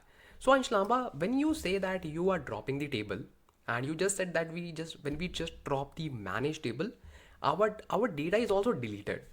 So how we can just bring back the data as well? So the thing is, whenever you drop the table, whenever you drop the managed table, data gets deleted. Yes, that's true, but not immediately. It holds your data for, obviously, let's say few hours, few days. It depends upon the retention policy. By default, I think it is 24 hours. So it holds your data for 24 hours. And if you just perform undrop command and within 24 hours, you can bring back your data. But after that, no. Okay. You can even obviously change the retention policy, but 24 hours makes sense. Okay. Got it. Obviously it is taking a lot of time, because to bring back the data, bring back the meta store, it's not an easy task. So let it be refreshing. So now let me just show you how you can just create an external table, because managed table is fine. Everything is fine. So now if you want to create an external table, what you can do, you can simply, first of all, type external table. Okay. Now I will create an external table, and syntax is obviously almost the same, but yeah, there's one change. I will simply say create table and SparkSQL kata dot SparkSQL schema dot orders ext, because this time we are creating an external table. Okay. So if I run this, you will say, Ansh, Lamba, are you kidding me? Because how Databricks would know if I write ext, it will create an external table. It is just a table name. Yes, you are right. So the difference is whenever you want to create an external table, you need to pass the location. Because see, that's the only difference, right? In external table, it just saves your data in a location. So we'll simply say location, and then I will simply give the location, which is APFSS, and container is I think SparkSQL @Databricks ete dot dfs dot core dot windows.net. Within this, I will use, let's say, source folder, and within this I will create a new folder, and I will call it as, let's say, external orders ext, because we should ideally keep the folder name and table name same. That's it. The moment you pass the location, it will become an external table. Let me just run this and show to you. So it is running right now and it is still refreshing. So let me just refresh the whole page. I think it is hanged. Maybe let me just refresh the whole page. Okay. So now let me just see my catalog schema, and here I have two tables. So this is fine. I can see my both the tables because this is just a meta store and external table is also there, but the difference is with the location. So this time if I go to meta store, I will not see any new table. See, there are still the same number of tables, and in your case as well, you will not see any new table. So where is our table? Where is our data? So data is here. Simply go to source, and then not source, SparkSQL, then source, then see, this is your data. The same location you provided here. So this is an external table. Make sense? Make sense? Make sense? Very good. So this was all about your external tables and managed tables. Now let's see how we can just work with all those Spark SQL functions, how we can just create complex SQL queries and all those things. And let's do that. So basically I will simply go to my workspace. Then I will simply create a new notebook and I will call it as to Spark SQL, because this is the second notebook. I will attach this notebook to a cluster which is serverless. Okay, perfect. So now what we're gonna do, we gonna perform complex SQL queries. We're gonna build complex SQL queries using our tables. As we know that we have a table, this one, orders ext and orders man, right? So first of all, let's see the data, how our data looks like. I will simply say select asterisk from data SparkSQL kata.SparkSQL schema.orders.ext. Let's work with ext. Both are same because both are tables. Yeah, let's pick ext1 and let's see how our data looks like. So this is our SQL. Okay, so it will simply return me the data, and now we will be just using complex queries, and obviously we'll be starting from intermediate level, don't worry, or maybe from the basics, and then we will simply use some complex queries, complex aggregations, window functions, CTEs, complex subqueries, everything, don't worry. So I will simply try to cover everything from basics, and we'll cover some complex areas as well. And after this, Ansh Lamba, don't give us a spoiler, just focus on this first. Okay sir, okay ma'am, okay. So now the thing is, this is my data. That looks great. Okay. And we already know that we have a data for sales/orders, and we can simply see we have order ID, which is the primary key of the table. Okay. We have user ID. Obviously user ID don't need to be primary because one user can place multiple orders. Make sense? This is date. Makes sense. Okay. Then product ID. Makes sense. Product category. Makes sense. Product name and so on. Like all those things, right? Order status and all those things. Now let's start with aggregations. Okay, let's start with aggregations. So we'll be just leveling up. Okay, so even before you can say aggregations, let's start from the basics. Let's start from the filtering. Okay, let's build one simple query. Okay, and then we will simply go into aggregations and so on. Okay, yeah, perfect. Okay, so let's start with filtering. Okay, makes sense. Filter, or let's say filtering. Okay, or let's use heading 3, and because this will be useful for you, like this notebook, I will attach all the notebooks. Don't worry, I will simply attach all the notebooks to my GitHub repository. You can simply download this, and obviously you can refer these notebooks. Yeah. So now let's say in our my data frame, in my data frame, or in our data frame, let's say we want to simply filter the records which are with product category equals to fashion. Let's say you are building a solution for team which is just focused on the fashion products, and you just want to give them the data. As a data engineer, you are just performing some ad hoc analysis, or maybe you are just doing something on your own. You are using notebooks for ad hoc analysis for your own purpose as well. So there can be any hypothetical situation. Maybe a business manager is asking you to provide the data. Maybe there is a request to provide the data. Maybe you want to feed that data to a model. Maybe you want to just hand over that data to any BI developer. Anything can happen, obviously, because you are a data engineer. You can do anything with data, right? So you want to use Spark because only you can use Spark in your organization. And yes, you're using Spark SQL, but yeah, still they do not know how to work with Spark. So you are just leveraging Spark SQL, okay, just to perform ad hoc analysis. So now you want to just filter down the data for product category equals to fashion.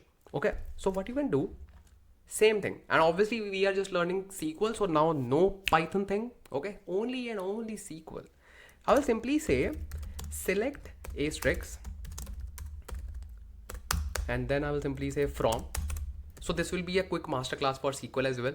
Okay, a lot of you were requesting, and obviously with Spark context. Okay, with Spark context. Whenever I start recording, my hair go here and there. So okay, now we need to simply say select asterisk from my table name. My table name is this one, ext, and then I will simply say where product category equals to fashion. Make sense? Let me just run this. So what it will do, it will simply return me all the records which have product category equals to fashion. Make sense? Very good. Okay, very good. Just one Python thing, just one, please, because it will be really helpful for you. Because see, now we can just simply run these things. Okay, obviously, if you want to know, let's say you are returning this particular thing in your notebook. Now let's say your data is fine. Now you want to obviously create a data frame on top of this data so that you can write that data, so that you can simply do something else with your data frame, obviously, right? So what you can do in that particular scenario, you can simply take this query. Okay, just go to next cell, simply write df, let's say test equals spark.sql. There's an API called spark.sql, and then whatever you write within this, simply put double quotes. I would say 3 single quotes, because when you use 3 single quotes, you can just use multi-line code. So simply paste that and end it with 3 single quotes. Make sense? Okay. And obviously for encoding, you need to simply use double quotes here where you're using single quotes. So this is like just a common thing. Then simply change the value to Python. So now when you just run this, you can actually create data frame on top of any SQL statement. That is the only thing we are going to discuss for Python. That's it. Because I want you to know like how you can just, okay, let's say you have created your SQL query. Let's say you have created a SQL query, but obviously you would need to create a data frame on top of it, right? This is the way you can create a data frame on top of your SQL query. Why do we use Spark SQL? This is one of the reasons. Why? Let's say you want to apply some transformations on your DF. DF is your data frame, but you do not want to write PySpark code. Maybe you do not know how to write. Maybe you are not well versed with PySpark as compared to SQL because you are more well versed, let's say, with Spark SQL or SQL. What you can do, you can simply convert your data frame into a view, as we have just seen how we can do that. Then perform all your transformations, then again convert it back to data frame. That's it. That's how you integrate data frame and Spark SQL. Makes sense? So this is the only tip that I wanted to give. So sorry for that because I cannot resist myself to provide you the knowledge that is helpful for you. Okay. So now everything is done. Now we'll be simply focusing on SQL. Trust me. Okay. Okay. By the way, these are like integrated things and you need to know all these things. Okay. Jokes apart. So now we have written a very basic query which is for filtering. Now you will say, Ansh, Lamba, I used to write SQL queries and I am not converting my SQL into a data frame. So I do not want to write my SQL queries in a notebook.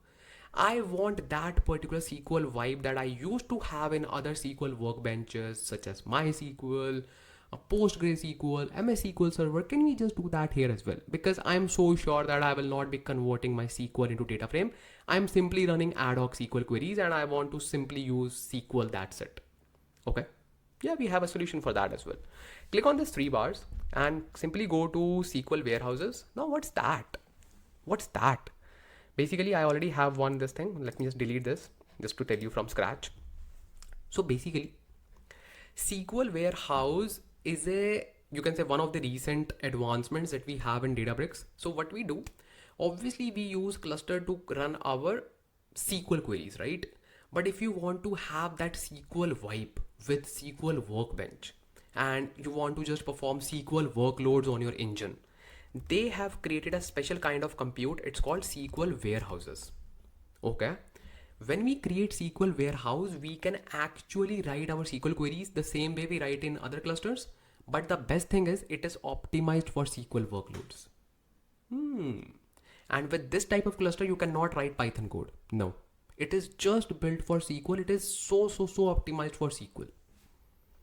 And not even this. When you will be just sharing your tables, like schemas, everything with others, let's say with data analyst, you will be sharing this SQL warehouse compute. Okay. And they will be querying the data using this particular compute. Obviously, they will see the data, catalog, schemas, databases, tables based on the permission they have. Like let's say if they do not have any permission to a specific catalog, they cannot see the data. That is a different story. That's a different story. But they will be using this particular kind of compute to query the data. Because obviously, let's say you have created your table, which is orders ext. Okay. Now you want to share this table with data analyst so that they can just build dashboards on top of it. How you can just do that? Obviously, you will share the credentials, but how they will query it? They need compute, right? This is the compute for it. So this is very important. And all the modern Spark SaaS solutions that we have, Spark managed solutions we have, everyone is trying to focus on this particular thing, which is a kind of SQL engine which is optimized for SQL workloads. Okay, very good. Now I will simply create a new SQL warehouse. Click on this. SQL warehouse is not your warehouse. It's just a compute which is built for your SQL workloads. So I will simply call it as SQL compute. Okay, and cluster size I'll keep it 2x small because I do not have much bigger data. Scaling minimum maximum same because I do not want like at least 3 to 4 running at the same time. No. Then I'll simply click on create. Perfect. So now my compute is done. Click on this cross and it will be created. See, it's running. Now you can simply go to SQL warehouse. You will see this is ready for you and it is up and running. Now go to SQL editor and you will see the thing that you were requesting. So this is the area which is strongly aligned with your SQL workloads, SQL workbench that you perform. See, now there is no notebook, just the canvas for you, cluster up and running for you, which is just for SQL workloads, and that's it. And this is the query that you normally create. And this is the catalog and this is the schema that we'll be using, right? Very good. So now I will simply create a query and I will simply call it as, let's say, because now we are going to perform more and more things. So now what we will do, I will simply call it as aggregation because we are just covering aggregations. I will say query 1 aggregations. Okay, makes sense, makes sense. And trust me, this is a very, very, very powerful workspace. So now I can simply run select asterisk from my Spark SQL keta.schema.ext just to show you. Click on run and see, this is like exactly same as your other workspaces, like similar to your Postgre workbench, SQL workbench, SQL, MS SQL workbench, same. See, output is coming in the form of table that you, exactly same, right? Very good. So now what we're gonna do, we gonna simply create a kind of query which will perform aggregations on top of product category. Okay, I want to find, let's make it a little complex. Okay, I want to find number of orders grouped by each product category for each month. Make sense? For each month. Let's see how many months do we have. We just have, yeah, we have 2 months, like 4 and 5. I can see some. So I want to see the number of orders for each month, and then within that month I want to see the breakdown by each category. So for that we simply perform a kind of group by, and how we will be just doing it, let me just show you. I will simply say select, and what do I want, what columns do I want? I want obviously order date. Okay, and I just mentioned that I want month of order date. Make sense? Yeah, because only then you will be seeing the data and you will analyze something by looking at the data, right? I will simply say month and then order date, and I will use the alias as order month. Okay, then what I will do, I will simply add product category. Yes, oops, I will simply add product category. Okay, then what I want to find, I want to find the count of order IDs. I will simply say count of order ID, and I will name it as total orders. Make sense? Very good.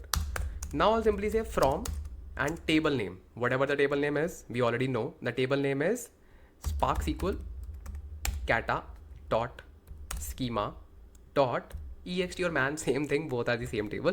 Now this is not enough, because it will simply say, hey, what you are doing, man, we have this table. Okay, we have this table, you want to find month of every date. Okay, let me just give it to you. That's not a big deal, because it can be extracted from each particular row. Make sense?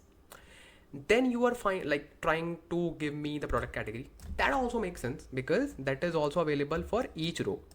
But then you are saying count the order ID. How I can just count the order ID? How? Because whenever we want to perform any kind of aggregation, we are collapsing the rows. So when we are collapsing the rows, it would need a kind of group by statement on which we want to collapse it. Then I will simply say group by, first of all on order month,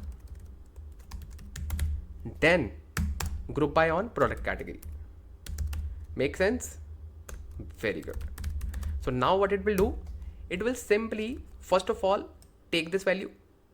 Okay, then it will simply take this value, then it will simply find the count of this particular column, and then it will simply add these two columns in the display command as well. That is because it is good for analyzing in front of our eyes, right? And one more thing, what should be the flow of this particular query? You should know this, right?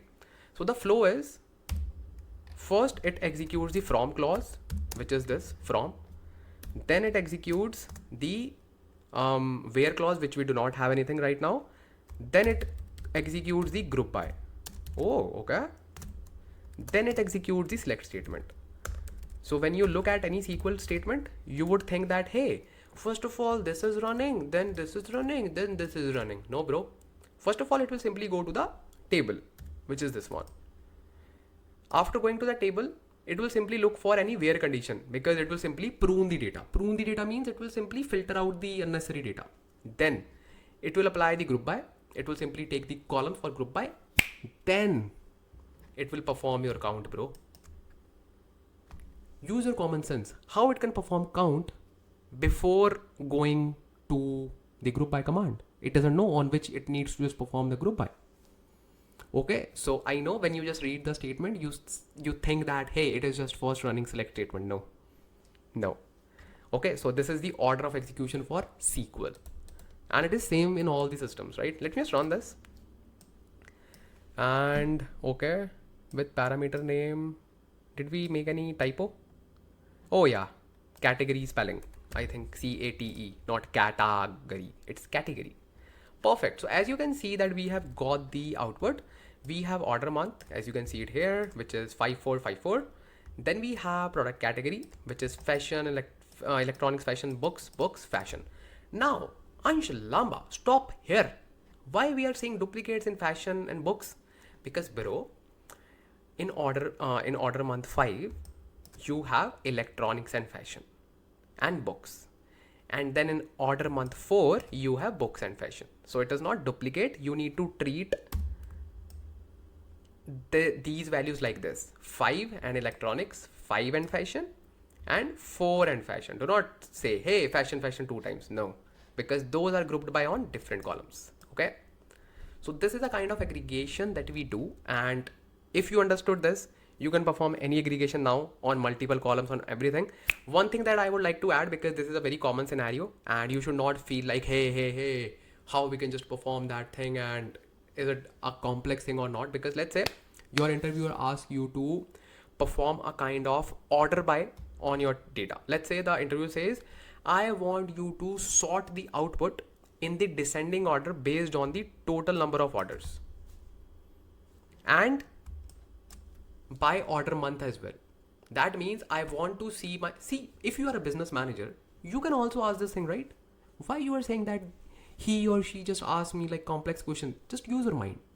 You as a developer think that do not ask me these things, but you as a business manager, or let's say business decision maker, you would simply say, hey, what is this kind of output?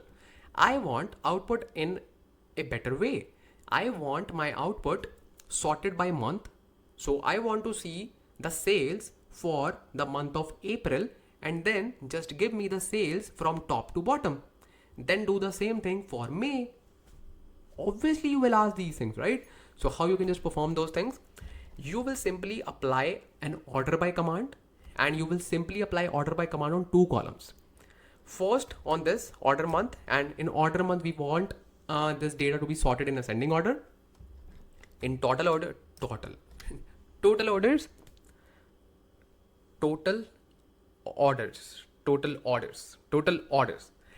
total orders, we will be applying a descending order sorting. How we can just do that? It is very simple.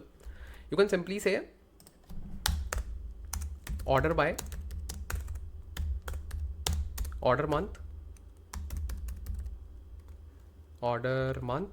and this time you will simply say ASC, and then total orders DESC, that means descending. Now simply run this and you will get the result that you are looking for. Perfect. So now you can see that we have, let me just expand it. Yeah, perfect. Now you can see that first I am seeing all the data for April, and data is sorted, like total orders are sorted from top to bottom, like from high to low, or let's say descending order, whatever you want to say. Same thing with the month of May as well. Make sense? This is the view that they want to see, right? So that they can easily make the decisions by looking at the data. But before, there was no sorting. There was no kind of ascending or descending order, right? Perfect. So this is the thing that you should know. And now I can simply save this query so that you can also use it, and I will simply put it in workspace, SparkSQL, and perfect. Save it here. Perfect. So now our aggregations are done. Now let's see what do we have next. Okay, now let's talk about subqueries. Directly subqueries, yes, because it is very easy to understand, and I know you would be thinking that it is very complex, but Now you will say it is the most easiest thing that you know in SQL. Trust me. Okay. Really, yeah. Because we will be using this particular command for our subqueries as well. Let me just copy it.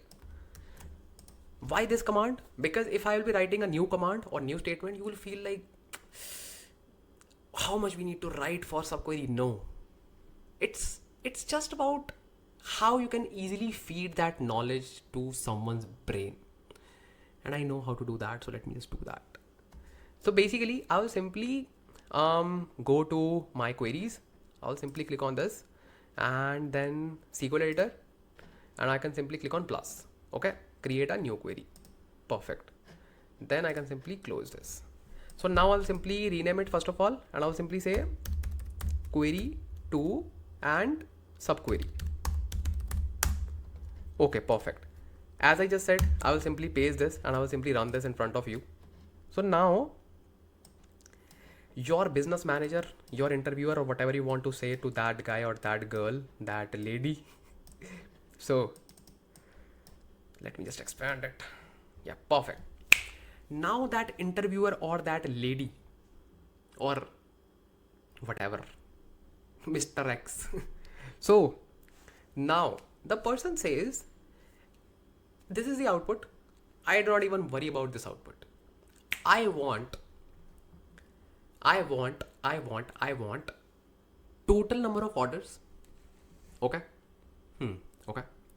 Total number of orders, or let's say, forget about that person. Let me just ask you a simple question. This is your output, right? If you want to just fetch data for category called home decor, how you can just do that? How? Or let's say anything, like it can be anything, right? If I just ask you to apply a simple filter condition on this particular category called home decor. Make sense? Make sense? Okay. Okay. So how you can just do that?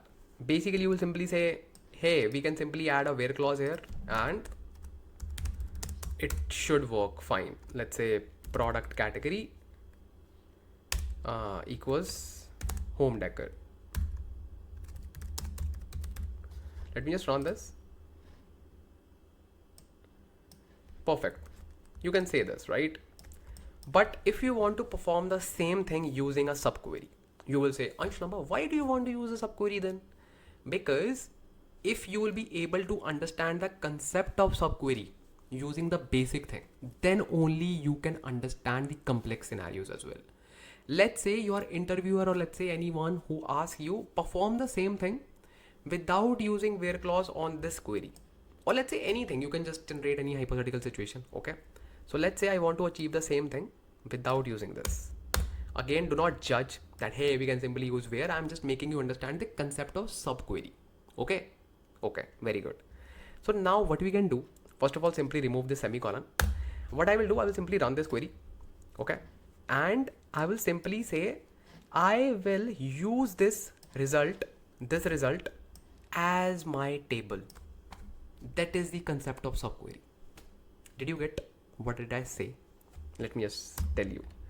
I want to say, okay, how hard it is to write this query for you. Select asterisk from table 1 where product,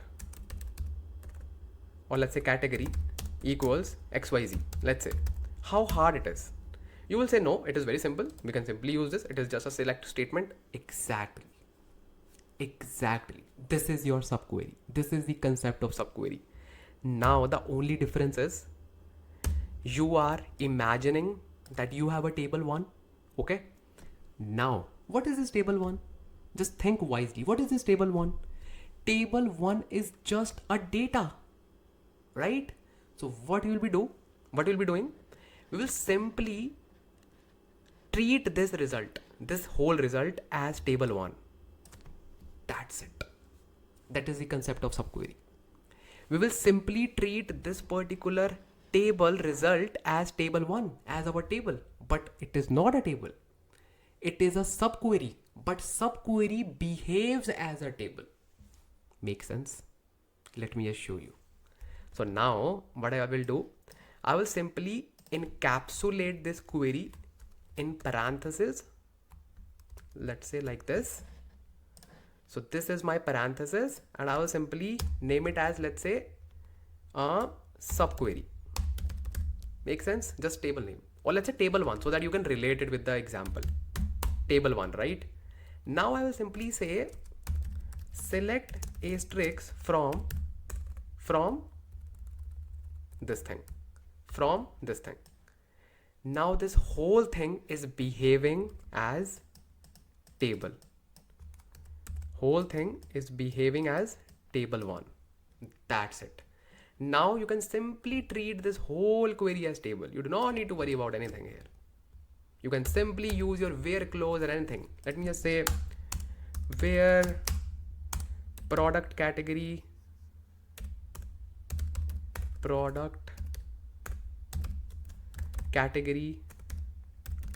equals home decor.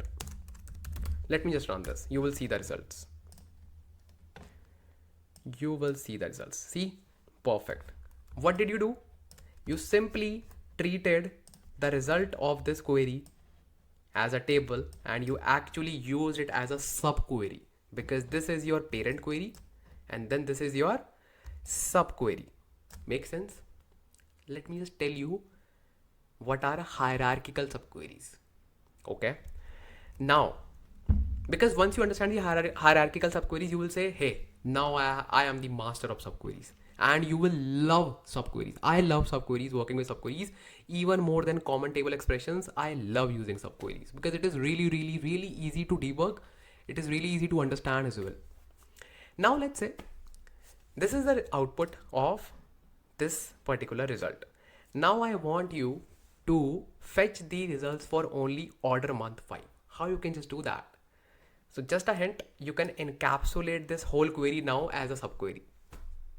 Oh, so basically in short, we can simply save the results of any query and we can treat it as a table. That's it. Exactly. I will simply encapsulate this query. And I will simply say, let's say table 2. Okay. And then I will simply run my query.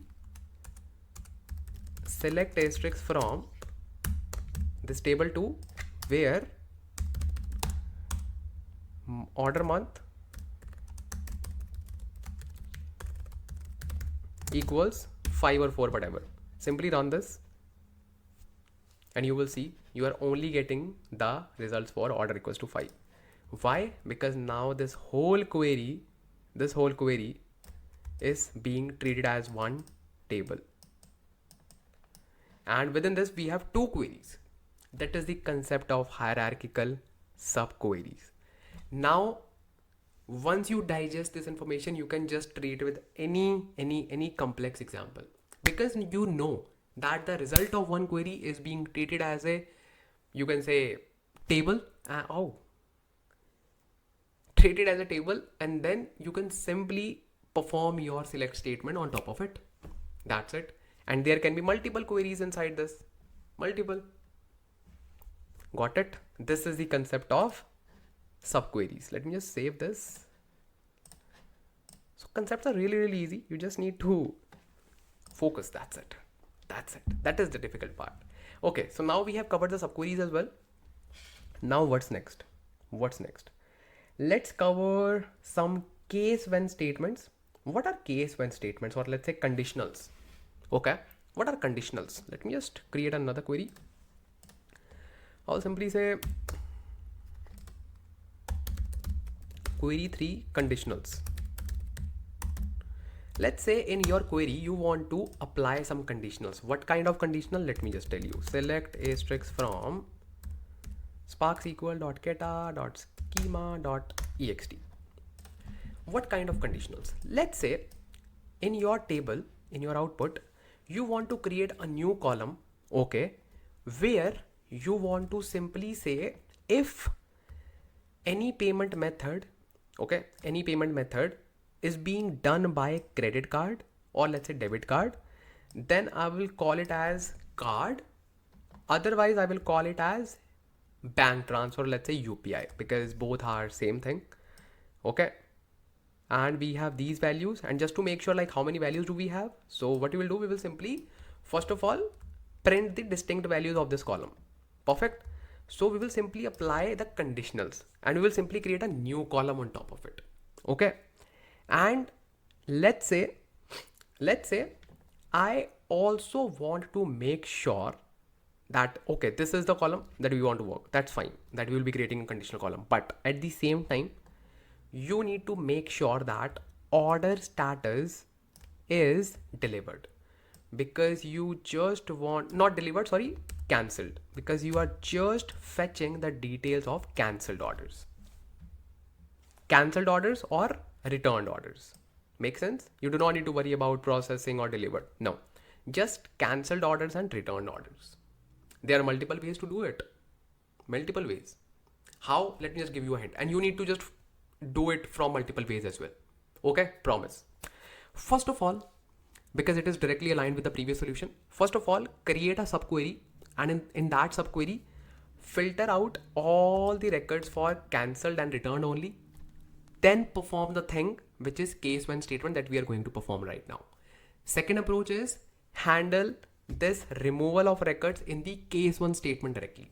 So we are just focusing on the second part, handling it directly with the case one statement, because I've already told you how you can just deal with subqueries. You can try it as well. Okay. So let me just do that. So first of all, I will simply see the distinct values of that column. I will simply say distinct and then payment method.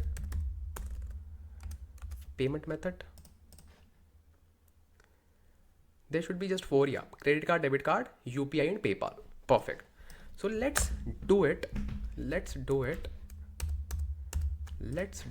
So I have this output. Perfect. Let's start writing the query. I will simply say select asterisk, then comma, because obviously we need asterisk all the columns. Along with all the columns, I need a new column, which is case when. Now, in when I need to pass the condition. So my condition is when payment method, I am now using like statement because I know that we have credit card, debit card. So we have card common in those things. I will simply say like and then percentage card. C is capital or small?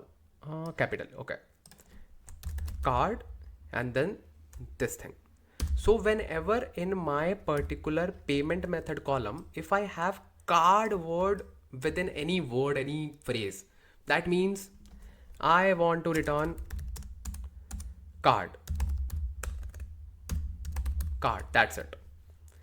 Now you will say, Ansh Lamba, you said that we want to handle this as well. Yes. So now we will simply add this condition as well within this when statement. So when payment like card, I will simply encapsulate it. This is my condition number 1.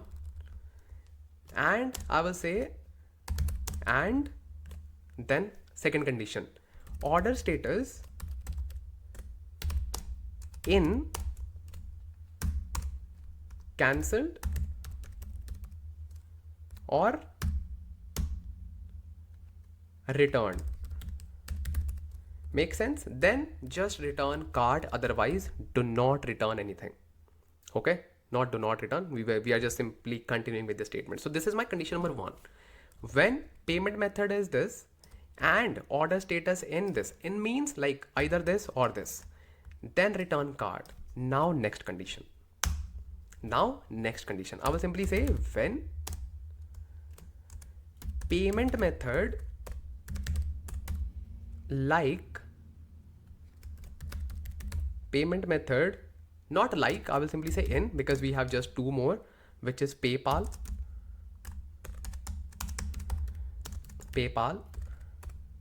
and second value is I think cash, UPI. Okay, UPI, and at the same time, because obviously we are using multiple conditions and this is same, right? This condition is same. Then simply return cash. Okay, cash. If neither of the condition is satisfied, then I will simply return else, and I will simply say um let's say no value. Let's say no value. Then we need to end this particular case when statement, and then we can simply rename this column because we need a valuable column that can be easily read by others as well. I will simply say payment flag. That's it. That is your case when statement. And then from table name is Spark SQL, then schema, then ext. Perfect. Let's run this. And you can see that we have new column created, and we can see no value, cache, no value. Why no value? Because it is processing. Then we have card, we have cache. So it is returning the value based on the conditions that we have defined. So this way you can define multiple conditions and you can just simply return the values based on that thing. Make sense? Very good. Now I will simply save it. Very good, very good, very good, very good. Okay, perfect. So now let's talk about some CTEs. What are CTEs? Basically, CTEs, before talking about CTEs, I can simply copy this and let's create a new one. Create new query, and I will simply say query for, and then CTEs. This is a very popular term, and you would have also heard about these terms a lot, like CTEs, common table expressions, blah blah blah. Basically, let me just paste the query first. Basically, CTEs are the alternatives for subqueries. Yes, that's it. That's it. Now, some people prefer using subqueries, some people prefer using CTEs. I prefer using subqueries more, but obviously I use a mixture of both. First, I start with subqueries. If my level of subqueries, like hierarchical level, is going more than 2 or 3, then I simply store it in CTE, then I just simply refer CTE. So I just do a combination of both. And I think you would also need to know both the things, because anyone can be asked in your interviews, and I think both are important. Important. Both are important. Okay. So that's not a very difficult thing, but it's about personal taste, it's about personal choice, what they want to use. So the thing is, let's say, because you already know the concept of subqueries, right? So now it's the best time to talk about CTEs. Let's say you want to print only and only those values which have value equals to card. Okay. Again, you can just perform this thing with where statement simple, but I'm just talking about the complex scenarios. Okay.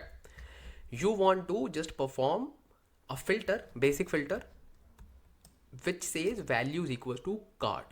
Make sense?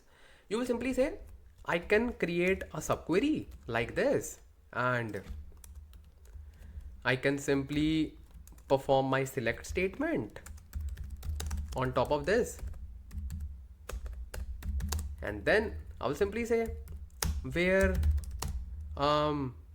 payment flag equals card. I can do that. Yes, you are right. You are absolutely right. Yes. But as I just mentioned, that subqueries are alternatives to CTEs and vice versa. So if you want to use CTEs instead of subqueries, what you need to do? You will simply first of all remove these steps. Okay. Then you will simply create a common table expression. Common table expression means you can simply register this query under a CTE. CTE means a kind of, you can say, it should not be called as variable, but for the understanding, you can imagine this as a variable, that you are creating a variable for a query and you can refer that variable whenever you want to query. What do I mean? You can simply write something called as with. With is a keyword that is must, then you will simply create a kind of variable. Let's say I will call it as query variable. It's not a variable, but if you want to understand it, you can just imagine it as a variable. You can actually understand it better. Okay, it's a kind of variable that is holding your query. Same thing as subquery, same thing. In subquery, we will, okay, let's call it as TBL1 so that you can actually relate it better. So this is the same thing with TBL1 and that's it. Now this whole query is registered under this TBL. Now you can simply write something called as select asterisk from TBL1 where payment flag equals to card, and obviously you will be encapsulating it the same way you were doing in subquery. So let's run this. Perfect. See, same results. That's it. Here you use with clause and you register this query in TBL1. In that we simply use braces and we simply treat that particular query as a table. That's it. This is the only difference, but fundamentals are same. You can say workings are same and concept is same. Make sense? This is your CTE. That's it. I know. Now I know some of you will say, hey, this is better. Trust me, Ansh, this is better. I know, bro, I know. So Ansh, Lamba, can you just show us if we can perform hierarchical CTEs within this? Yes, you can perform. Let's say this is the result, right? This is the result. Now this is the result, and within this you want to filter only and only home decor records. You can even perform hierarchical CTEs as well. So what I will do, I will simply create another CTE. I will simply call it as with table2 and then encapsulate this whole query within the braces, and then I will simply say select asterisk from table2 where product category, I guess, product category equals to home decor. Perfect. Let me just run this. See, hierarchical CTEs. Ansh, Lamba, you should also start using CTEs. It is better, trust me. I know you are saying this. I know. It's personal choice, bro. It's personal choice. So what I do, I simply start with subqueries. I just simply create 2 to 3 hierarchical subqueries. When I see like there are so many subqueries, I start using CTEs. Yeah, it's personal. Like I like playing with SQL. So you can now also play with it. It's not a big deal, right? It's not a big deal. It's very easy. You just need to understand. See, these concepts are made to handle the complex scenarios. But if you will be understanding these terms from the complex scenarios perspective, it will be very difficult for you to understand. So you need to understand these complex scenarios, or let's say complex concepts that we have, but with the easy perspective. So that first you grab the concepts. Once you grab the concepts, trust me, you can handle any complex scenario as well. So this is the part that is missing right now, like in the industry. I know complex concepts need to be approached from the easy concepts so that you can relate it better. Now, it is so easy to apply a where condition, but we didn't apply where condition. I asked you to apply the filter using subquery and CTE. Why? Because now you understood the concept. Got it? Got it? So it's all about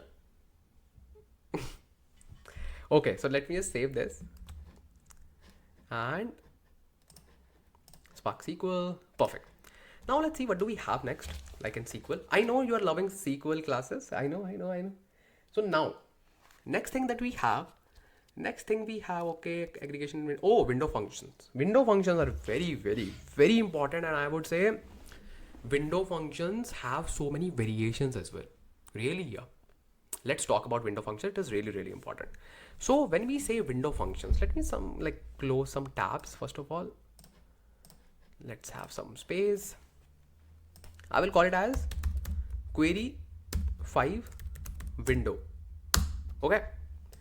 So now let me first of all query the data, raw data. select asterisk from Spark SQL keta dot schema dot order cxt. Perfect. So now if I say this is data, and window functions are basically first of all used to apply row level operations. What's that? What's that? Basically, row level operations means when you just want to perform any kind of operation row by row instead of column by column. Okay. Now, just tell me one thing. If I tell you to just find the ranking based on the price per unit, make sense? Like you want to simply find the ranking of this data, like 1, 2, 3, 4, 5, 6, based on the ranking. You will simply say, yeah, we can do that, but why we need to find it? We can simply apply a sorting or order by. Yes, but let's say I want you to find top 5 products, or let's say top 5 orders. You will simply say, hey, we can simply apply where clause, and then we can simply apply order by. That's it. Okay. If I ask you find top products between 5 and 10 rank, how you will do that? How? So in those scenarios, you need to use window functions. Window functions gives you the ranking, a kind of numbering, a kind of row level operation that will help you to arrange your data better. So now we have 3 popular window functions available. What are those 3 functions? One is rank, second one is dense rank, third one is row number. Okay, let's talk about rank function first of all. What it will do, let's say we have a data. Let's create a demo data. Let's create the demo data. Let's say I have the value such as 1, then I have 2, then I have 2, then I have 3, then I have 9. Okay, so now what dense rank function will do, it will simply sort the data. Obviously, as the name says, it will simply give the ranking. But if I provide ranking here, it will get 1. Okay, this will get 2. Makes sense. This will also get 2. Yeah, because this is a tie, right? What this will get? What this will get? It will simply get 4. Why? Because 1, 2, 2 and 4. It will skip 3. Why? Because 2 is coming 2 times. 2 is coming 2 times. If 2 was coming 3 times, then this number would start from 5. So it will skip the repeated numbers. Make sense? This is the rank function. And this will get the 5. Okay? Ansh, Lamba, okay, this is good, but we want real numberings. Like, obviously this is also real numbering, but we want 3 after 2. And we do not need to worry how many times 2 is appearing. So that's why we have dense rank function. So what this will do, it will simply say 1, 2, 2, and this is 3. So this will not skip any number. It will simply start from the number where we left off. Okay, so this is dense rank function. Now what is row number function? Basically row number doesn't worry about anything. It will simply say 1, 2, 3, 4, 5. Why? Because row number is simply providing a unique number to every row. It is a kind of row identifier. Let's say this row is this row has value 1. That's it. It doesn't worry about any duplicate anything. It will simply say 1, 2, 3, 4, 5, 6, 7, 9, 10. Simple. Okay. So now let's perform these operations. Okay. And it's very easy to perform these things. And I will simply create 3 columns and I will simply show you the difference between 3. Okay. I will simply say select our column name was, I think, let me just check. My column name was Okay, price per unit. Okay, I will simply say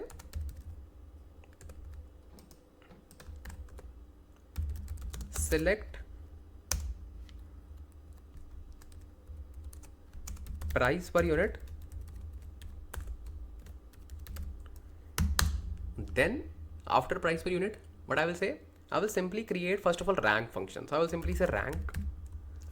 Okay, over, we need to use over function, and within this over we need to simply write order by, because what should be the order of the rankings? Order should be price per unit.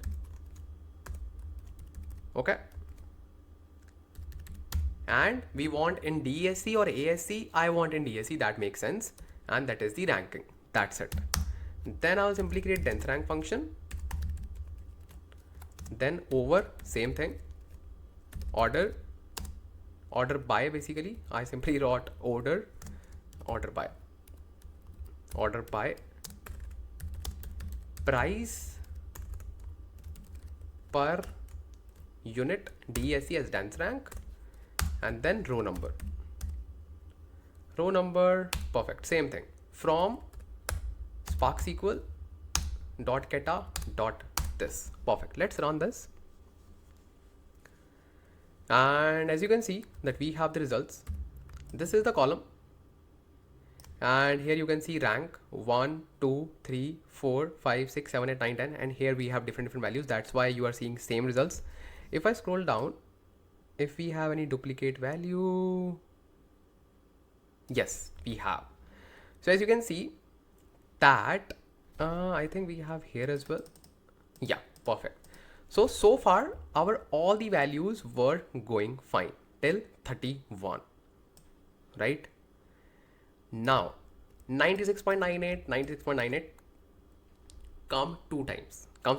Okay, now 32 and 32 33, because this doesn't worry about any kind of duplicate. Now this is 32 what should be the next value? 34, obviously, because this will skip 33, but this will not skip 33. So this is the difference that we can see in one picture between rank, dense rank, and row number. Simply take notes of this particular thing. So this is your window function that we do, and let me just tell you, we can even perform window functions on top of your normal aggregation functions as well. So for that you can simply perform, let's talk about that as well, because that is also important. Let's talk about that as well. So basically let's create a new window. Okay, let's create this, like let's create new SQL command. So basically, if first of all let's query the data, select asterisk from SparkSQL keta dot schema dot table. Perfect. Now if I just ask you to find the total price per unit value, like what should be the total value of this, can you just do that? You will simply say yes, easily. I can simply say select sum of price per unit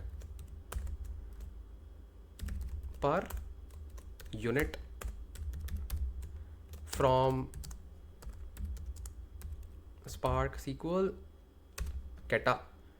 I can simply run this. What's that, man? SparkSQL order cxt. Why it is running this one? Let me just comment it out. Let me run this. What? From, oh, I have written from. Okay. Ansh Lamba, see, it was so simple. Well, this is so simple, man. You just give me some hard queries, right? This is so simple. Okay, bro. This was so simple, right? Very good. Clapping, slow claps. Okay, so now what I want you to achieve, let me just remove the comment and let me just add comment here. Let me just run this. I want you to return the total price per unit in a separate column, and that should return the total price per unit value in each row.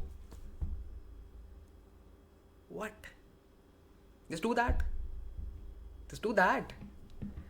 You told me that you are giving us simple questions. So for that you need to use or convert your normal aggregation function into a kind of window function that can execute your aggregation row by row.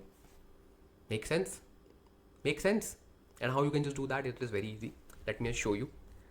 So what we will do, by the way, just let me just tell you the context first, why we need to do that. Let's say you want to simply find the percentage of this amount. Let's say how much amount it is contributing to the total order. So we will simply find the percentage, right? 58.53 divided by total into 100. So it will give us percentage. So these are some of kind of, you can say, use cases. Why do we perform these kinds of things? Okay. It is very easy. Let me just show you how you can just achieve that. We will simply say select asterisk, then you will create your new column, and I will simply say total value, or let's say total order value, right? For that I will simply convert my normal aggregation function into a row level function. And how we can do that? Simply say sum of price per unit, okay, price per unit, okay. Now you need to say over, okay, then you need to say order by price per unit. It doesn't matter actually, because you do not need to specify any kind of order. You are just simply summing the values, right? Price per unit. Makes sense? Makes sense. Then you will simply say as total order value, okay. Now you will simply say from SparkSQL kata dot SparkSQL ext. Perfect. This is not the end of the query. You also need to add one more thing. It is called adding the context, like what row you need to simply fetch. What? So basically, whenever you convert your normal aggregation function into window function, you need to pass the context. It is called changing the you can say a kind of row level clause, a kind of frame. I call it as frame clauses, and I think it is also called as frame clause. So we need to just pass the frame. And how we can just pass that? It is very easy. Within this over command, you will simply write rows between unbounded preceding. See, I'm just getting the value, like preceding. What was the spelling? Let's try this. Let me just check. It was double E or single E? Single E. Okay. Preceding, unbounded preceding, and unbounded following. What does it mean? Let me just tell you. It is very important. So basically, we want to return the value of this particular column, and we want to say, hey, do not bound the rows. That means simply calculate the value for all the rows. So that's why we are saying unbounded preceding. That means do not bound any previous values and do not bound any following value. That's it. Now simply run this and you should see the value, and you can see total order. It is returning same value, that is total order value, in all the rows. See, wow, this is amazing. This is amazing. Perfect. Now another very important use case that I want you to understand. If you do not want to find the total sum, let's say if you have found the total sum, that is fine. Now you also want to find the running total sum, because if you will be placed as a data engineer in the finance domain, this will be your bread and butter. Okay, like find running total for period to period, weekly basis, and so on. Let's say you want to find total, like running total, based on this column. So if you simply look at it, currently it is saying 10.03, then 10.16, and in this column it is simply summing all the values. But in the new column you need to find the running total, in which you will simply say 10.03, and then this value will be added here. It will become 20.19, then it will be added here. So this is called running total. How you can just do that? Everything is same. Just you need to change the frame clause. That means I'll simply copy this, okay, and I will simply paste it here, and I will call it as running total.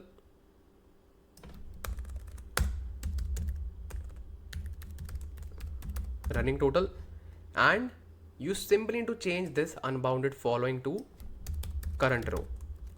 The moment you write this, what it will do, it will simply, let me just run this first so that you can actually understand. We have an error. Whoa, what's the error? What's the error? What's the error? What's the error? What's the error? Oh, we simply do not need to use underscore. In PySpark we use underscore, so simply run this. Perfect. So now as you can see that we are summing up the values 10.1303, then this is added here 10.189, then this is added in this, then this is added in this, then this is added in this, and this is running total. So why did we write current row? So what we are doing, we are saying, hey, so just be with me, you will understand this. If you are at this value, it is fine. When you go to next line here, because we are just treating this column, if you go to this line, you are saying unbounded preceding, that means bring all the values from the past and till current total, like current row, that's it. This is the current row, that's it. So what it will return? 20.18. Very good, very good. Now we will simply go to next line. Okay, what it will say?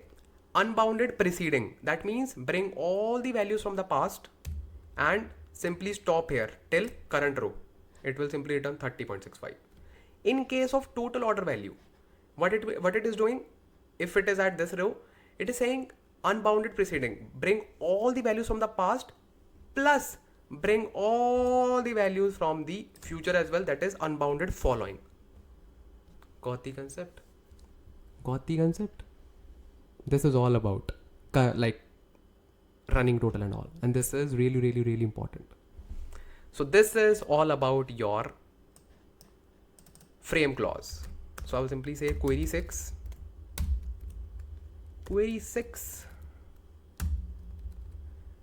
frames, just frames.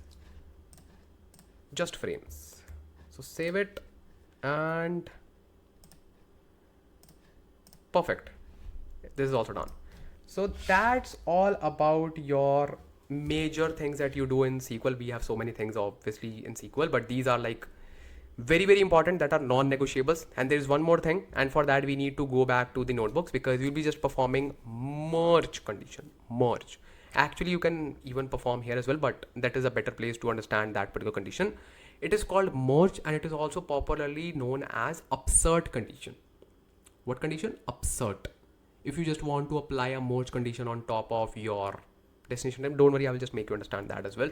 So let's go there and let's actually see how we can just apply merge condition in SQL. Let me just show you. So bro, let's actually cover the UPSERT statement and you can say merge statement. You cannot expect any solution in the world of data engineering nowadays without merge condition or without UPSERT condition. Why? Because, let me just put my shaker. Because whenever you are just processing your data in iterations, obviously you would not want duplicates, right? Plus, let me just explain you. Wait, let's go back to the notebook first of all. Okay, and let's open our 3 Spark SQL or 2 Spark SQL. 2 Spark SQL. Let's open this one. Let's see what do we have in this one. Okay, filtering and all. Yeah, let's open a new one. Click on create. Okay, see here you have all the queries as well. Very good. So now simply click on new notebook and I will simply call it as 3 Spark SQL. Okay, so in this, what we need to do, we will be creating UPSERT condition, and for that I will simply say UPSERT, which is equivalent to merge condition, UPSERT merge. So what we actually need to achieve using UPSERT condition, so let's say this is your target table which is called orders ext. Makes sense? Okay, This is your target table. Let's say next day you have, let's say, same data. Will you want to insert that data again? No. If let's say second day or next day, you have some updates in your data. Let's say order ID 101, for example, product name is changed or anything else is changed. What do you want? What do you want me to do in that particular scenario, or what you will do in that scenario? Obviously, you will update the records which are updated in the source or insert the records which are new. That's why we have a condition called UPSERT. UPSERT means update plus insert. Okay, makes sense. Update plus insert. So let's say this is your destination table. Let's have some space. Let's say this is your destination table and this is your source data frame or anything. Okay, this is your source data frame, this is your target. Okay, so let's say we already have some data here, and this is the new data that is coming on next day. So now what you will do, you will simply take this data, you will simply create a data frame on top of it. Okay, now this data frame needs to be either updated, or because obviously this data frame will be having so many records, right? So many rows. So all the rows which are already there in this particular location should be updated, and all the rows which are not here in this location should be inserted at the same time. So that's why we have a concept called merge, and we'll be using pure SQL to handle this. Obviously you would have seen like Python, PySpark API to handle this. Today we'll be looking at how we can leverage Spark SQL for it. I want to have coffee, but not now. Okay, so now let's perform this. So let's say we have this target table. Okay, what is our source? Source can be anything. Let's say this is our source, order man. Let's create a source on top of it. I will simply say df equals spark dot read dot table. I know we are using Python to create a data frame, but just for this data frame, that's it, because this data frame obviously will be coming from the Python API. Okay, so this is the code to create a data frame on top of table. I will simply say SparkSQL dot keta, underscore keta dot SparkSQL underscore schema dot order man. Let me just run this. So it will simply create the this will return an error. Why? Because this is a SQL cell. So let me change it to Python and let me just rerun it. Okay, so this is my data frame. Very good. Okay, makes sense. So now this is our source, right? This is the data frame that is bringing the records for next day. Makes sense? This is the data frame which is our source. Okay, I know in this particular scenario it is returning the same records. So what? In the real world as well, next day you can have the same records. That's why we use UPSERT command. If we have all the same records, then the destination table should not insert any new record. All the records should be updated only. And to perform this thing, you need to have a primary key, or you can also call it as key column, which will decide which row is new and which row is old. In our scenario, we have order ID. So let's use that. So first of all, I will be using a source, and we are not using data frame, because you will say, hey Ansh Lamba, why don't you just show us using SQL? So in order to use it as a source, so what we will simply convert this data frame into a temp view. Make sense?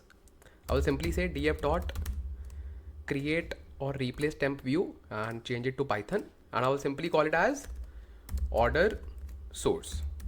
Make sense? Very good. Let me just do this. So now we have a SQL object ready for us, order source.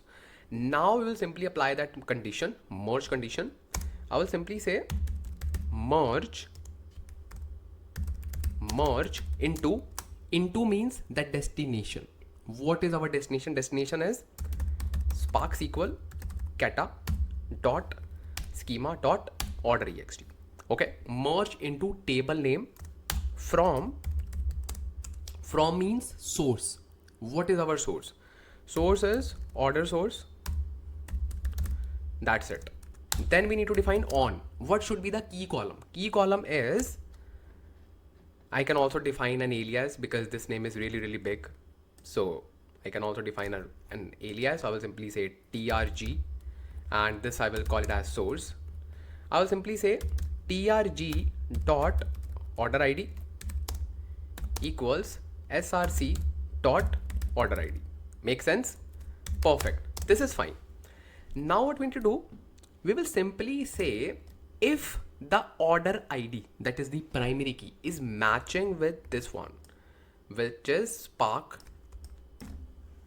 kata spark schema dot table. If it is matching with this, then when matched, then simply perform update set asterisk means update all the columns. But when it does not matched, when not matched, then insert asterisk. That's it. This is the code that you simply apply whenever you want to just perform an upsert slash merge condition.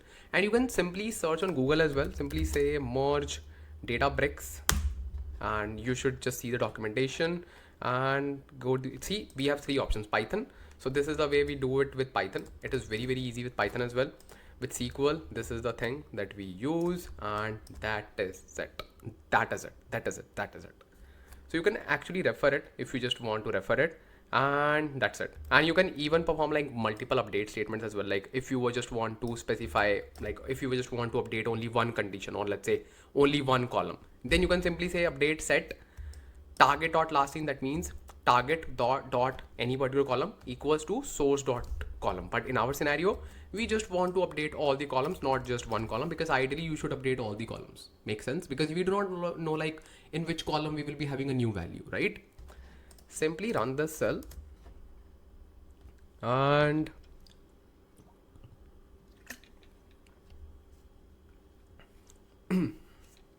oh, I just use from. We need to just use using, accept and run. So just a typo. We need to use using. I used from. So merge into table using what table? Source. That's it. So it will simply apply merge condition.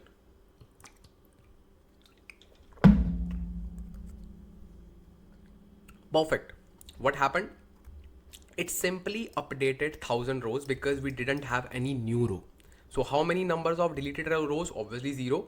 How many numbers of inserted rows? 0. That means now if we query this table, which is this one, we will be seeing exactly number of rows 1000, but this time all the rows are updated. All the rows are updated, not inserted. But if we would be having some new data in this particular source, those data will be inserted at the same time. This is the power of upsert condition, and upsert is like your bread and butter, and you will be using in 99.99% of the cases. Trust me. Okay, cool bro, cool. Hey, I was just looking at some, like I was just scrolling and I just got to know one thing, and I thought like I should also mention about this thing. This is a new thing that is newly introduced in PySpark, or let's say SparkSQL, and it is a good practice that we should just follow. So let's say you have a data frame. What is the data frame? This one, right? This is data frame. So whenever you want to use this data frame in your SparkSQL or in your SQL, what you do? Every time you just convert this data frame into a view, temp view. Yes. But you are adding an extra line of code every time. If you want to neglect it, what you can do? You can simply type, let's say you want to just query this table. Okay. Let's say you want to query this object, orders underscore source. So obviously first you will convert an object called order source, then you will be querying it, right? But now you can just follow this thing. If you just want to do it, it's a new thing. And I have also not used it much, but yeah, you can just use it if you want. So I will simply say select asterisk from, not select asterisk. For this, we need to simply use PySpark, like Python. Okay. So what I will do, I will simply say spark.sql, because this is available in Spark SQL, like same thing, but yeah, we need to use Python cell because we can only execute spark.sql in PySpark, not in SQL cell.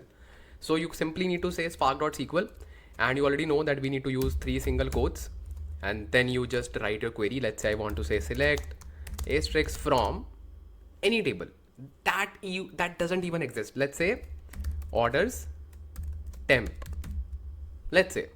So this is a kind of variable that I have created. Okay, makes sense. Okay, now I'll simply say tuck tuck tuck 3 quotes, that's it. Now I will simply add a comma. Now I will define this variable orders temp equals df. Df means this df, that's it. Now I will simply close it, and I can even call dot display to display this if I want, or I can even create a data frame on top of it. That's my choice, but these two commands are equivalent. So see, now if you just want to query your data, and if you do not want to create a temporary view, just to make your code more readable and more clean, you can simply use this, you can say, way of doing it. I also learned it like a few days back. This is, I think, like I didn't use it, but yeah, I found it cool. You can also use it. Perfect. So now let's talk about what do we have next. Let me just see. Oh yeah, very important thing, functions. Let's talk about functions. Let me just create a new notebook. I will simply go to my workspace and I will simply say 4 or 5, 4 I guess, yeah, 4 SparkSQL. Very good. So now just tell you one thing. We know that we have so many functions available. But still, if you just want to create your own user defined functions, you can do it, right? Yeah, you can just define functions in Python in UDF form, and then you can use it in PySpark. That's not a big deal. But those functions are not ready for, well, let's say, if anyone wants to reuse it, no one can reuse it because those functions will be killed once your session is killed. That's it. And that particular function cannot be used in any other notebook, in any other code. Now with the latest advancements, we can even create functions and we can register those functions under Unity catalog. This is an amazing thing. Amazing. So how we can just do that, and the best thing is the syntax is almost similar to your tsql command that you create in MS SQL Server. Almost. Let me show you. So I will simply connect to serverless. Okay.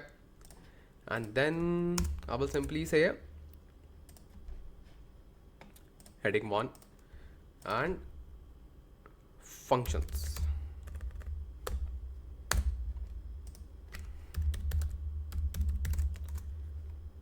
Perfect. Functions. So now basically there are 2 types of functions. One is user defined functions, like scalar functions, user defined scalar functions, and second is user defined table functions. So basically there are 2 types of functions, UDF and UDTF. So let's cover first UDF. Let's say I want to create a function which will return the discounted price per unit based on my column. So let's say this is my data, this is my table, and in this I have a column called price per unit. I want to create a function, so whenever I'll be using that function, I can use it with any table, I can use that function with any data frame, anything. I want to return 90% of that amount. That means I want to deduct 10% discount from that value. How we can just do that? I will simply write create or replace function and then function definition, which is SparkSQL kata dot SparkSQL underscore schema dot function name. Now function name will be, let's say, discounted price, discount price.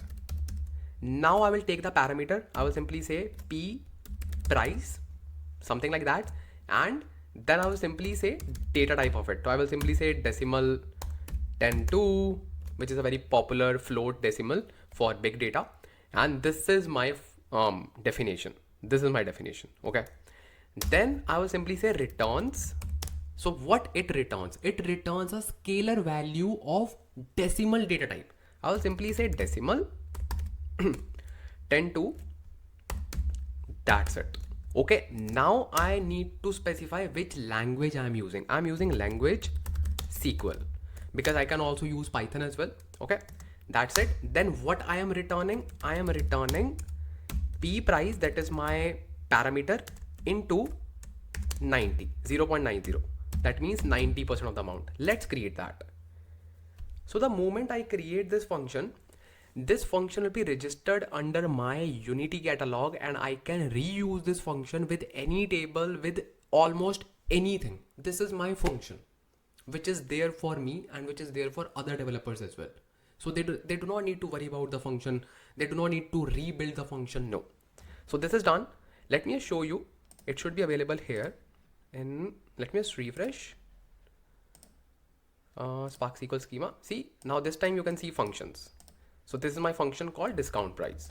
So if I want to use this function, let's say, let's try this function, how it is behaving. So I can simply use this function as a normal function, select asterisk from, or let's say price, price per unit. Okay, and add another column with this function, which is discount from this schema and order ext. Perfect. Let's run this. So what I have done, I have simply printed two columns, one with original value and second one with this function. By the way, this should not work because I have not specified the catalog and schema value. Let me just do that quickly. Spark SQL kata dot Spark SQL schema dot discount price. Perfect. Let me just run this. So this is the function that we need to use. So this is the function. Obviously function is this, but we need to define like which is the catalog and which is the schema under which this function is registered. See, this is the discounted price and this is the normal price. So I can reuse this function anytime I want. Anytime. Wow. This was your scalar function. Let me just write. This is your scalar function. Scalar function. Let's try to cover now user defined table function, which returns table whenever we call that function. So let's say table functions, UDTF. Okay, so almost everything is same. We simply need to say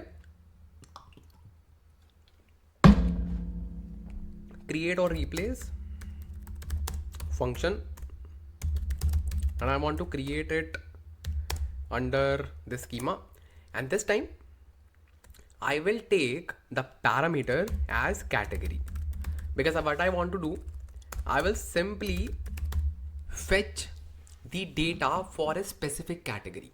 It can be home decor, it can be anything. Okay, and the data type will be string, obviously. Very good. Then return type will be a table. Return will be a table. Perfect. Then language SQL.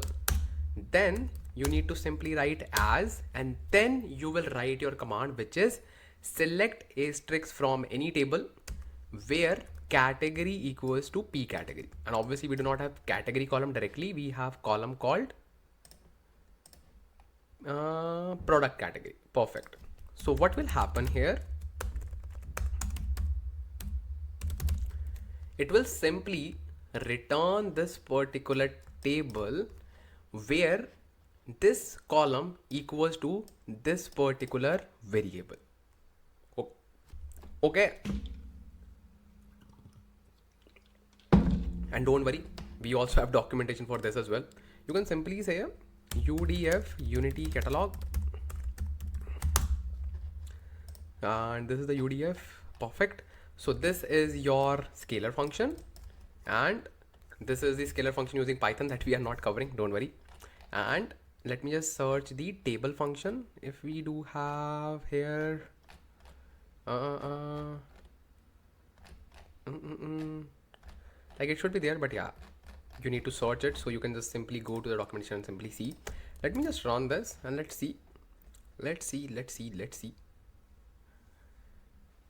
So what it will do, it will throw the error.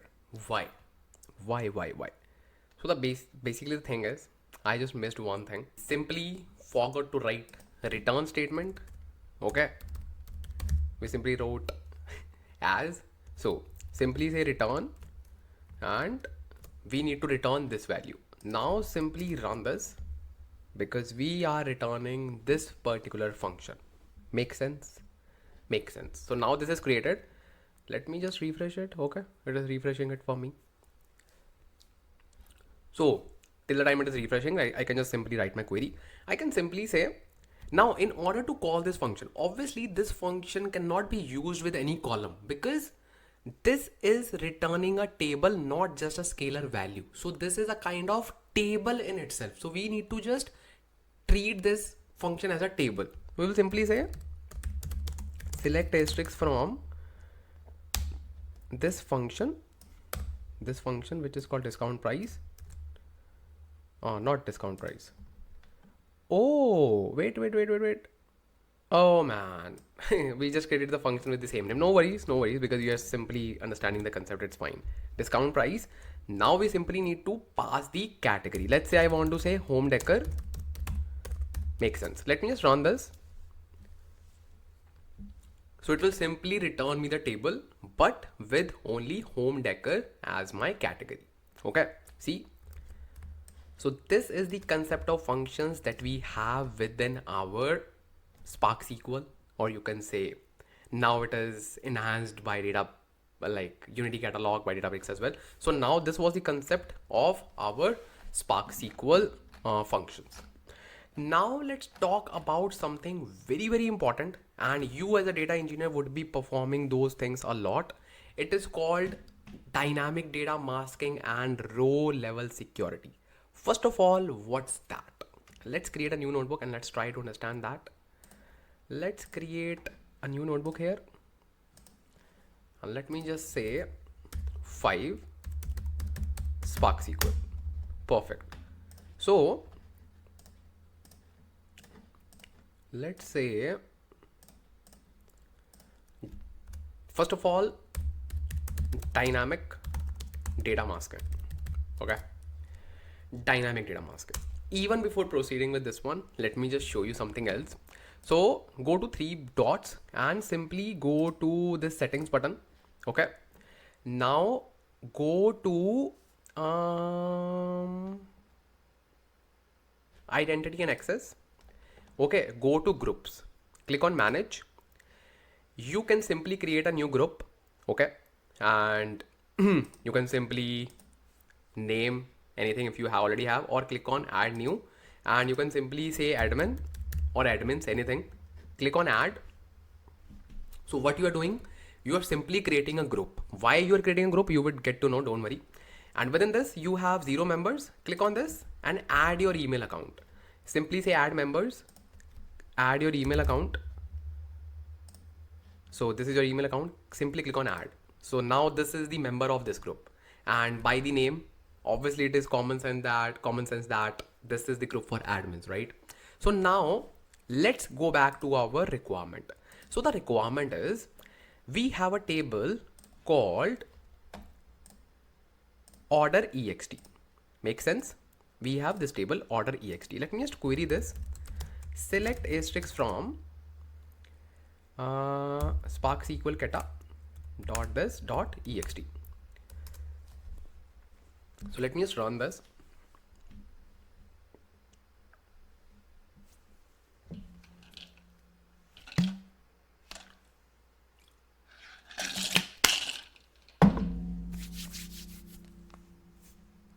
So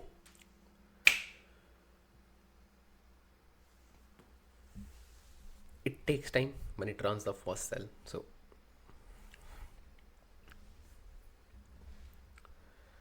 come on, bro. So, so, so, so. Okay, perfect. So now the thing is, you are an admin. Okay. Your peer, your other team member is not the admin.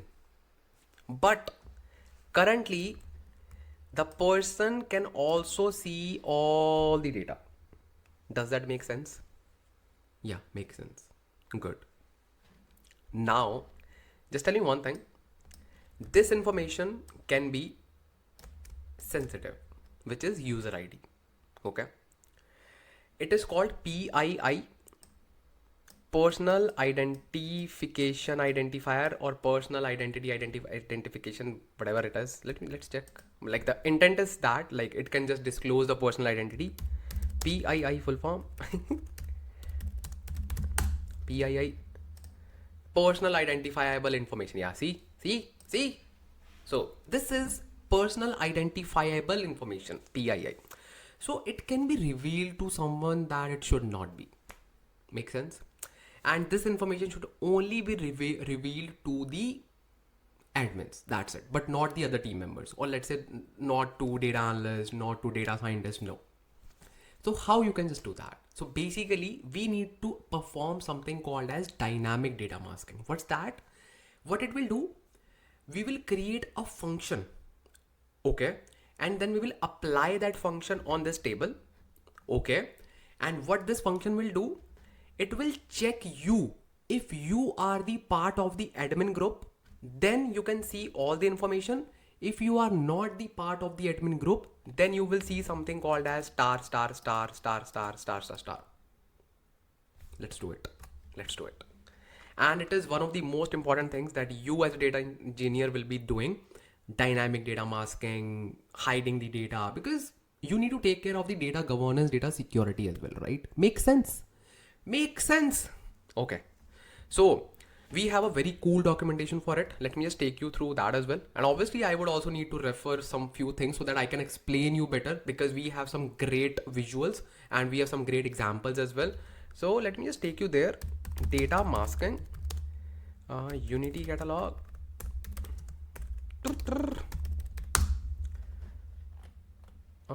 Yeah, perfect. So let me simply directly go to the data masking. Where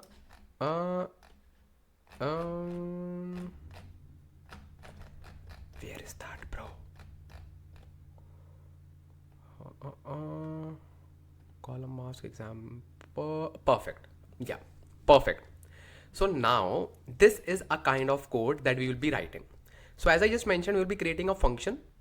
Let's say any function. I will be calling it as like, let's say dynamic mask, anything. Then we will simply need a kind of column. And in our scenario, it will be user ID. Okay. And we will create a parameter for it. P underscore user ID. Okay. Then what we need to return after that, it will apply a case when statement. So what it will do, we have an inbuilt function called is account group member. So here we will simply check is the account which is running the query is the part of this group. Here it is using human resource department. In our case, it is admins. If that is the part of the group, then simply return that particular column. In our case, it is user ID. They are using SSN, something like that. Else simply return star. That's it. First, we will create this function. Then we will apply this function on our table using this command, which is called alter table and set mask. That's it. Let's do that. So basically what we will do, I will simply first of all create the function, create function, create or replace function. Basically to create or replace function name SparkSQL kata dot, and function name will be dynamic mask. Make sense? Okay. Here I need to define a parameter. Parameter is p user id. Okay. And what is the type of it? Obviously string. Very good. Then it return or returns? I think return, because we are not defining the type. It is return. Yeah. We simply need to say case when, and obviously we'll be using this thing. Let me just copy it in order to eliminate any kind of errors. I can simply paste it here to refer it. So case when, this is the function name, which is the inbuilt function name. Okay. If my account, which account? This account, which is running the query, is part of the admin group that we have just created, then simply return this value, this one, this parameter. Now you'll be saying, hey, how this parameter, oops. Now you'll say how this parameter will be parsed. How?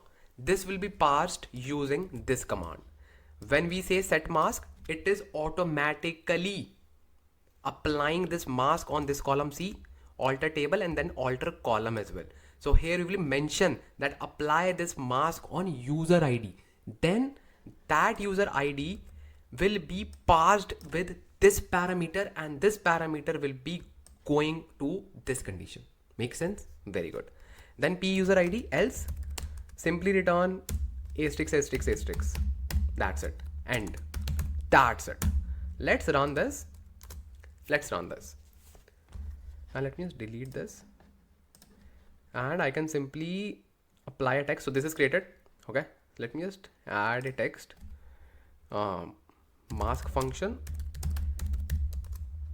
Okay, and then this is applying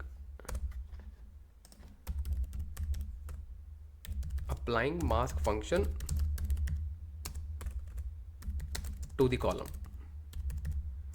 Here we have user ID. Make sense? Very good. So how we can just do that? Simply alter command, alter table. Table name is SparkSQL keta order ext, and the function name is, first of all, alter column, and column name is user ID. And then we need to say add mask or set mask, I guess. Set mask. I can just confirm set mask. Yeah, set mask, and then the mask itself. This is the mask name. Mask name means the function name that we have created here. See, simple. Let's do that. SparkSQL keta ID, and yeah, perfect. We do not need to pass the column because we are specifying column here. So simply run this. So now mask is added. Now in order to test it, how we can just test it? Now try to query this table. Select asterisk from SparkSQL,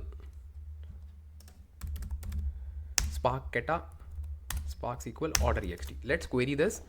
Obviously, you will be seeing all the data because you are part of that group, which is called admin, right? Let's remove myself from that group and then see the data. Let me remove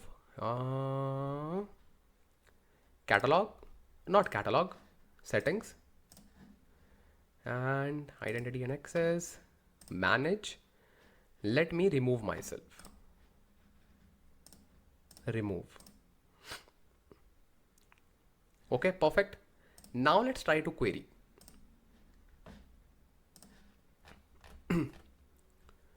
Now let's try to query this table for one more time.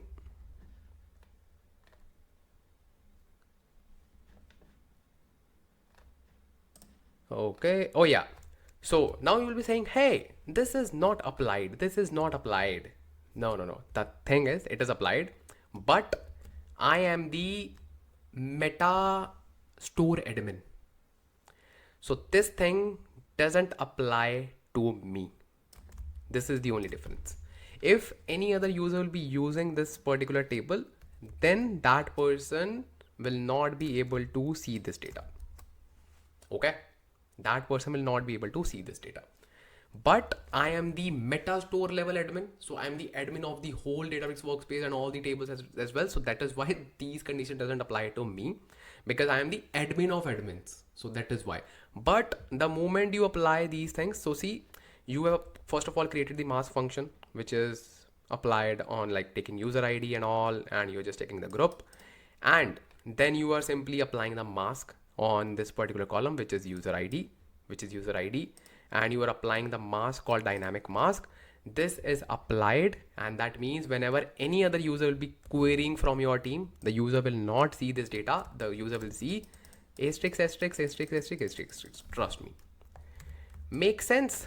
Very good. So bro, just for your understanding and just for your confidence, what I did a little bit of hard work.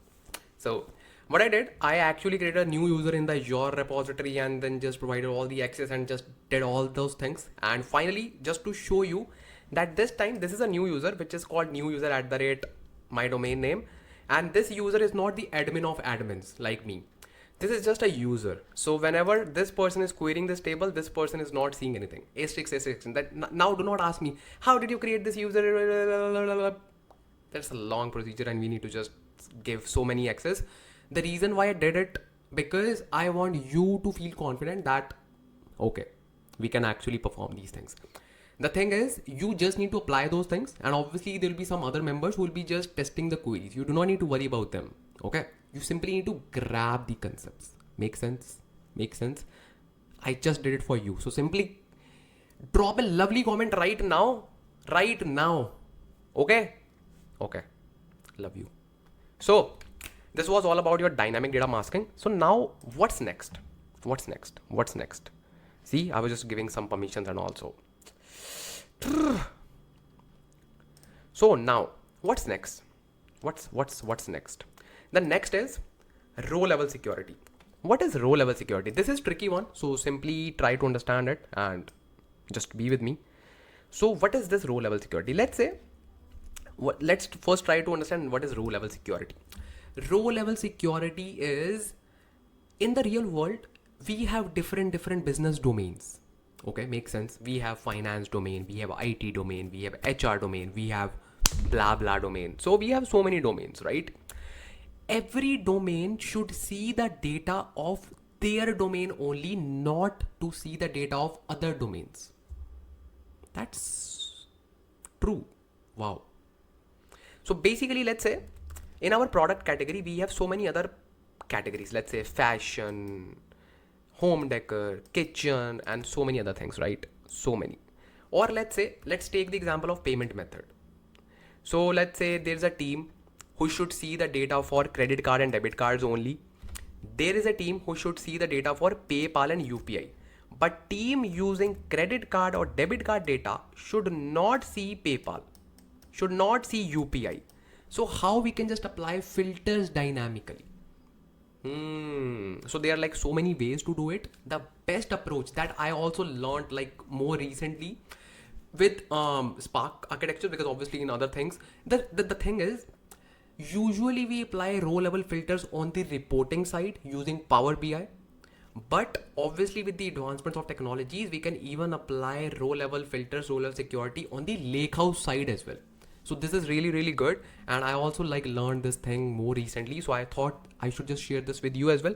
That's what I love to do, so that you can also learn, grow, and just crack the interviews and feel happy, bro. Feel like make your family members proud and also just live the life. So basically, let's apply this. So what we do, the best approach that I found, you can create a mapping table. Okay.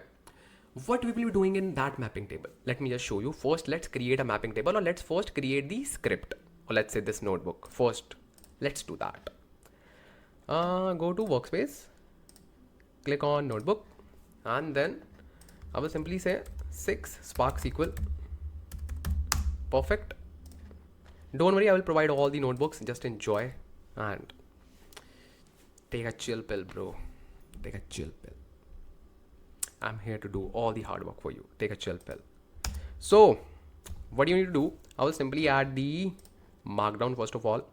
H1, bold, and row level security, or let's say row level filters. Same thing, just different names. So in row level security, we will first create the mapping table. Why and how and what. Hold on, baby. Hold on, bro. Miss, Mrs, Mr. Hold on. So I'll simply say mapping table. Perfect. Just be with me, because this is really complex, and I also like spent a lot of time, and I literally spent hours to understand it through this perspective, because earlier I was more comfortable to apply row level filters on the Power BI side or on the reporting side. Oh man,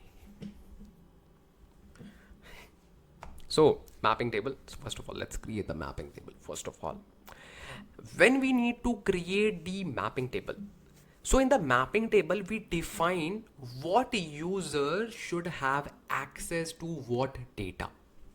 So in this particular mapping table, we'll simply create two columns, and the table will look like this. Create table, okay, and create table, and then obviously table name, SparkSQL geta dot SparkSQL schema dot mapping table, map table, okay. I will simply add two columns. One is category, or let's say payment category, okay. This is string, and then email of the people, and I'll simply say string. And let's create a managed table, not an external table. So simply create a managed table. Simply do this, okay. Now we will insert the values in this. Insert into this table, okay. Then we will simply say values. Now values will be, first of all, credit card, and I would need to see the data just for the case sensitivity. I will simply say select asterisks from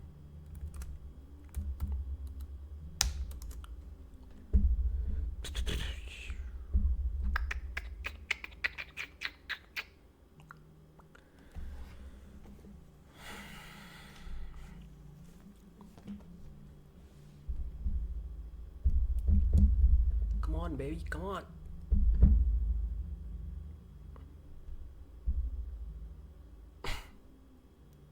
Okay, finally. No, still a few seconds left. Okay, perfect.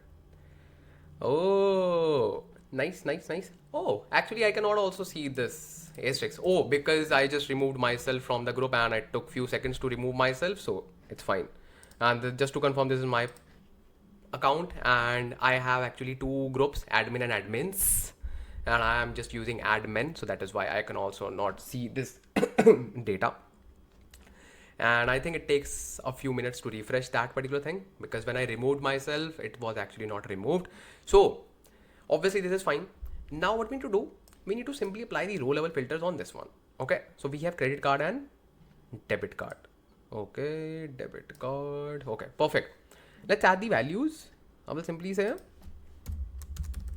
credit card, okay, and I will put my email ID for this cloud account. I will simply say anshlamba@gmail.com,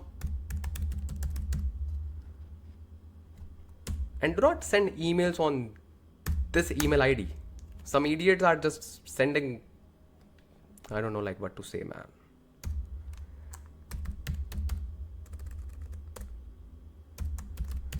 Debit card, and then this information should be seen by me, okay.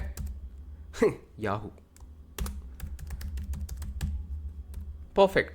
Now what I will do, I will simply create two more values, and we have, as you know, PayPal, and PayPal ID, let's say PayPal data should be visible by new user @ Ansh Lamba. Let me just copy it if I can from here.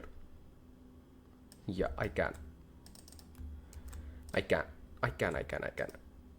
Okay, perfect. So this data should be mapped to this user. Then we have one more, which is UPI. Perfect. So let's create this table. So now what we gonna do? We have created this map table and we have inserted the values in this table. So obviously you will be creating the function, but for that function you need to follow some steps to understand like what exactly we are going. Let's say I want to query this table. Select asterisk from schema and map table. Let me just query this. Obviously you will see email ID and category. Okay. Now I have a function called current user. Current user. If I say where email equals to current user, then I will simply see the records for me. Ansh Lamba AZ. That's it. That's it. Why? Because this particular function, which is again an inbuilt function, returns this email ID which is running your code. And obviously email have all the email IDs which are mapped. So in short, this particular email ID who is running this function or who is running this table should only see these two values. Wow, that makes sense. So now what we need to do, we need to simply create a kind of boolean outcome. So we know that we are seeing like two records, but that's not a big deal, because what we need to actually do, we need to simply add one more you can say filter, which is this one, and payment category equals to, let's say, credit card. Okay, let's say credit card. This auto suggestion sometimes irritates me. Let me run this. So you will see the data, only one record. Okay, only and only one record. Okay, makes sense. Oh my god.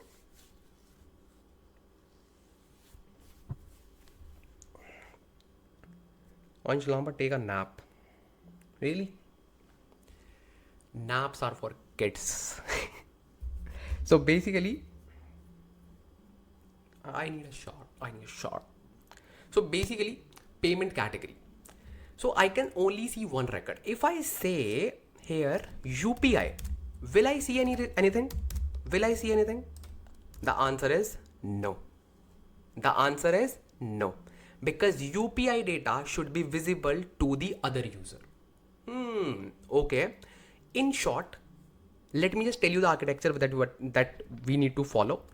What we will do, we will simply pass this value dynamically through this column inside the function.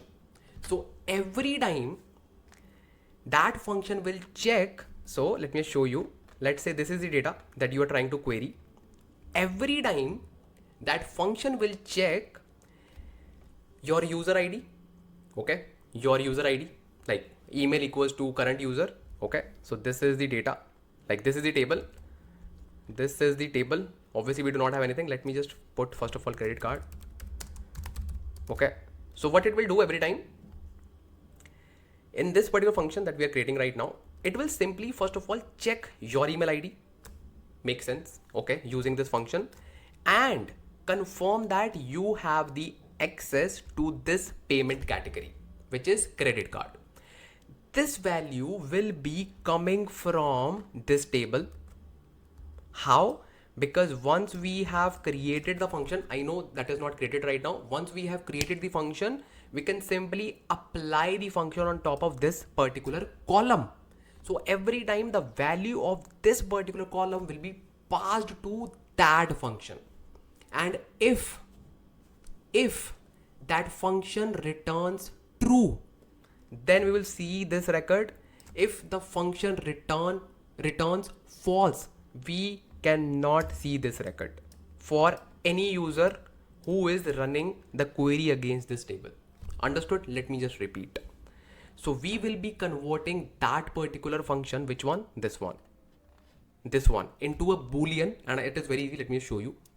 We will convert this into a boolean. So what it will do, it will simply apply this function on top of this column, So every time what it will do, anyone, let's say you are trying to query, or let's say I am trying to query this table. Okay, what it will do, it will simply run this function, this one, and it will pass my email ID under this condition, and it will pass payment category from this column, and it will check if this function is returning true or false. If it is returning true, then I will be able to see this record, this row, otherwise no. This is the whole architecture. Now implementation is very easy. You just need to grab the concept and architecture, that's it. Implementation is very easy nowadays because we have AI, we have so many tools, we have assistants within applications. The only thing which is rare right now is the concepts, like what is actually happening behind the scenes. That is important. So how we can just do that, so first of all we will convert this function, or we will first create this function, and we will create a boolean function. Okay, so now let me just add some headings so that you can use this notebook. I will simply say okay, so this is the mapping table testing. Okay, then I will simply say mapping table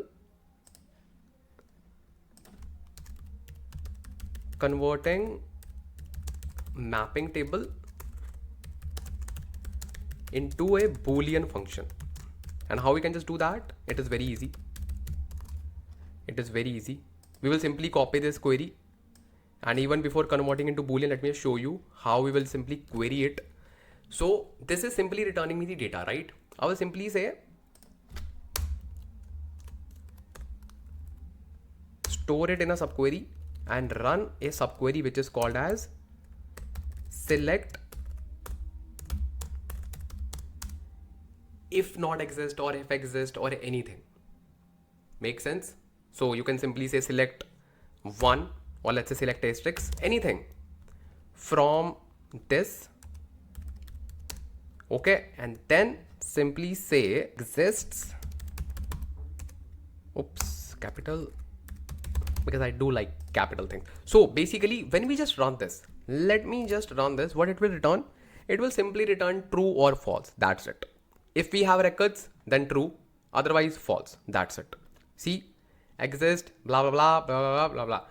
Normally we simply write one as well here, but that's not a big deal because we are simply returning a value. That's it. That's it. But why to add one? Why to make things complex? Because you already know like what should be the output of this, right? So you should simply use your normal query as you use as it is. So if there will be any records, it will simply return true, and here if I just put UPI, it will simply return false. That's it. Because this time we do not have any records, so select asterisk will return 0 records. That means exist, that means false. Now simply create a kind of function. So into boolean, then convert into boolean function. Go step by step. Go step by step. Convert into a boolean function. Oops. Question mark. So how we can just create a boolean function? Simply say create or replace function and SparkSQL kata dot SparkSQL schema, and the function name will be row level security. Yeah, cool name. And what is the column that we are just using as a parameter? It is called payment. Let me just confirm payment method. So I will simply say payment method, and I will simply add p for my understanding that it is a parameter, and this is a string. This is a string. This returns boolean. Okay, now language is SQL, then return is this one. Return is this one, this query. Do not write select because we are not selecting anything. We are simply returning exist, because if you just return select, it will simply return a table. We do not need table. We simply need the value. That's it. Simply write it here, and simply indent it a little bit. Bro, I have to use tab because this is not a VS Code, Ansh Lamba. Okay, so perfect. Now we need to also remove this UPI because we will be using a parameter instead of hard coding any value. So this is your function that you have created. That's it. So simply create this table like this function.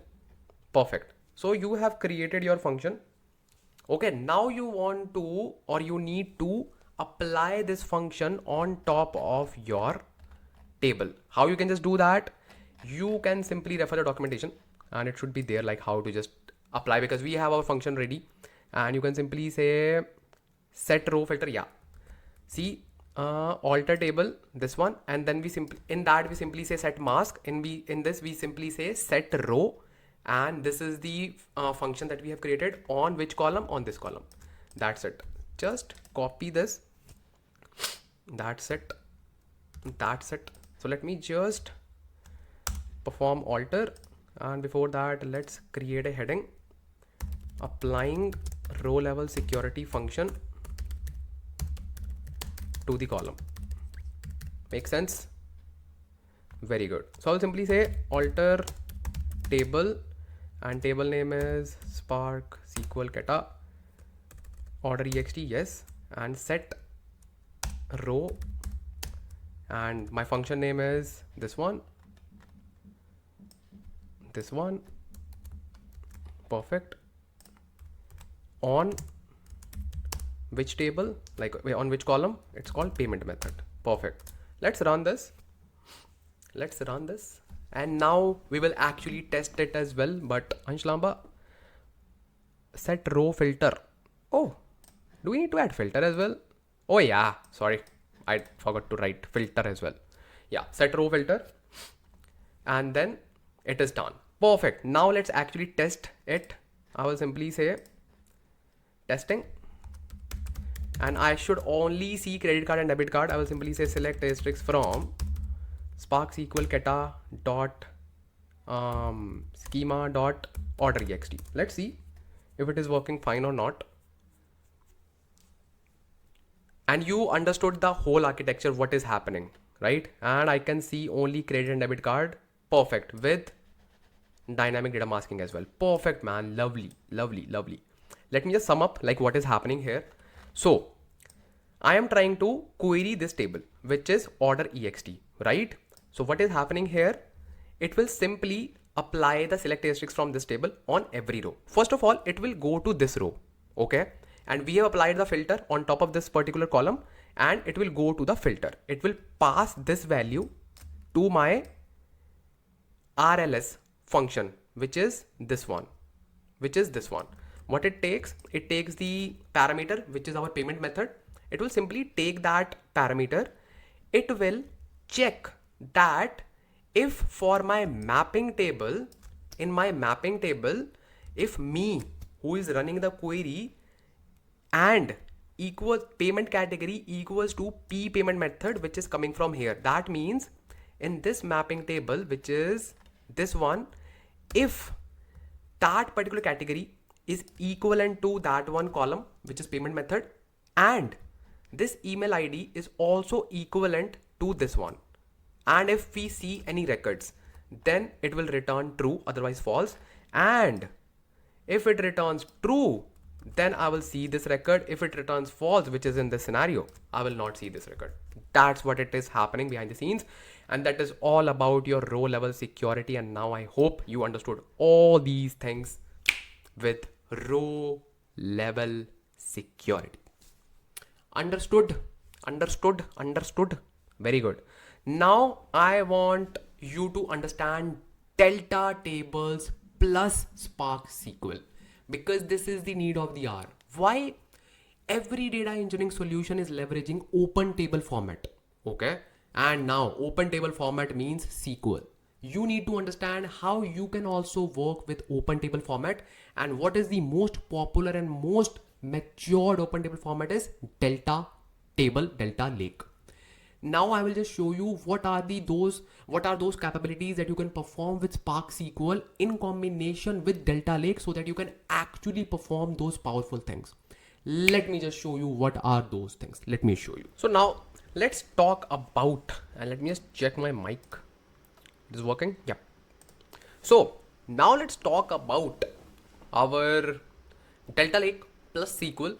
Basically, we have some capabilities that we can just leverage using Spark SQL, and trust me, those capabilities even not much performant and not much easy to perform using any other API such as Python. So I prefer using like core Spark SQL to perform those things. What are those things? Let me just create a new notebook and go to workspace. Okay. Oh man. Oh man. Ansh Lamba, you created this notebook here. Let's move it. And let's move to workspace, Spark SQL, and perfect. So let's go here and create our notebook, which is the last notebook for today. Then I will simply say 7 Spark SQL. So here we will be talking about Delta Lake. Okay. And let me just add heading Delta Lake with Spark SQL. Okay. Now, let's say you already have a table called manage table, right? Let's play with that table because that table is fresh and untouched. So let's play with that table. Let's say we have this data. Select asterisk from Spark SQL dot order man, which is like manage table, right? Here's my coffee.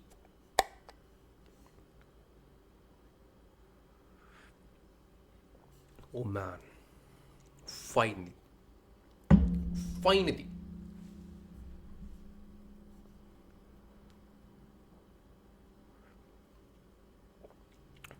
Best moment. I wait for this moment. Having coffee and laptop. That's it. Okay, so this is our data. Okay, and this is basically the table, and obviously we know that this is a delta table because we created a delta table. Okay, so now if you just want to perform any kind of DML operations, you would ask me, hey Ansh Lamba, can we perform DML operations or DDL operations on top of this delta table? So the answer is yes. How we can just perform that? Let me just show you. Simply go to text. Let's say DML operations. Let's say you want to update any kind of value. You want to update, let's say product name from sunglasses. You want to simply write sun and then space and then glasses, or you just want to write goggles. That's it. It's up to you. Okay. And it is saying this book as well. Wow. Power bank, and there's so many things. You can just actually update anything. Let's update this one, fashion. Instead of writing fashion, I want to write Gen Z fashion, let's say. Okay, so I will simply write the same exact DML command that we write in SQL or T-SQL or your normal PL SQL. So I will simply say update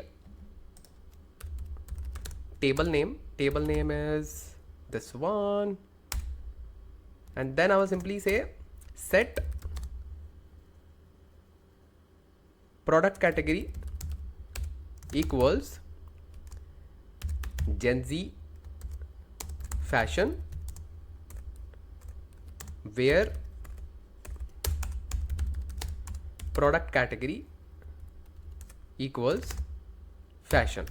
Make sense? I want to just make this update. I can simply run this command and I will be able to use the DML operations. So as you can see, it has updated 188 rows for me. And if I just try to query this table, I should see Gen Z fashion, right?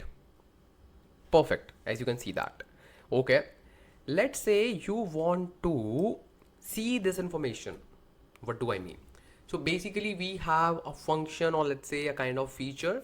It's called describe table name, which is your Spark SQL, or just run this. So this command, describe command, helps you to describe the table. You will see all the things like these are the column names, these are the data types, and these are the comment if we do have any comments. So as you know that we have 10 rows. Why? Because we have 10 columns, right? So if you just want to see this kind of information, or if you just want to use this kind of information to apply a join or to do anything, to even do reporting, you can use this command and you can actually do that. Wow, that's amazing. Yes. Then if you just want to use extended command, just write extended and you will see a lot of information. So obviously with the extended command, you will see all that information that you were seeing with just describe command. Along with that, it shows you all the things. Delta statistics columns. So what is this? Basically in the delta tables, it calculates the statistics of first 32 columns, and these are the column names which are involved in those statistics. Obviously in this case we just have 10 columns. Let's say in your real world scenarios you have hundreds of columns, so you can actually check what are those columns which are the part of your first 32 columns. Then you can even check the catalog, you can even check the database, you can even check when it was created and created by Spark, and even the type of this table, if it is managed or unmanaged, location, and what is the type of the data, delta. Owner is managed location, yes, true. Predictive optimization disabled, and table properties are these also. All the things are available in extended command, describe extended command. Make sense? Very good. You can even see the performance of this particular command that it has run. Click on this, and this is your whole information that you can actually use to analyze like how long it took. Simply click on see query profile to see the extended version of it. So you can see that it scanned the table, it returned one row and it collected that data. And you can even see memory peak, how much memory it used, and number of rows, time spent, and obviously it was done in just 232 milliseconds. So this is all information that you can actually use. And top operators, code, everything. Like this is the code and this is the DAG. That's it. Okay. Now let's talk about something called as data versioning. This is really important. This is really, really, really important.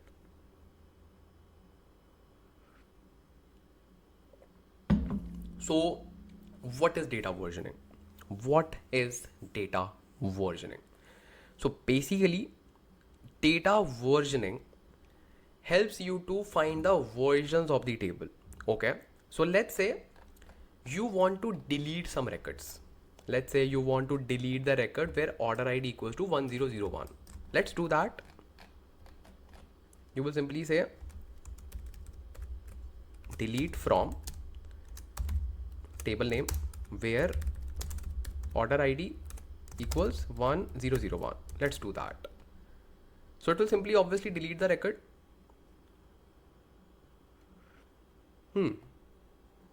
Makes sense. It will simply delete the record, right? Okay. Now let's say you want to delete the record 1002. Okay. I will simply write delete from SparkSQL. I'll simply run this. Oops. I ran this statement without where clause. So what it will do? It will simply drop all the records. By the way, I did it purposely. That's what I wanted to tell you, and that's the importance of data versioning. So basically, whenever you just want to see the versions of the table, so you can actually see, let me just show you what all are the versions that we have performed so far on this table. So I will simply say describe history and then table name. Okay, simply run this. You will simply see the history of this table.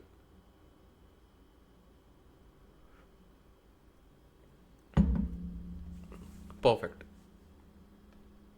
So now Now you can see that in version 0, this table was created. In version 1, we updated the record. And then version 2, it optimized the table, that is automatically done. You do not need to worry about that. In version 3, we deleted one record. We deleted all the records in version 4. So this is the history, or let's say all the information about the state of the table. Makes sense? Okay.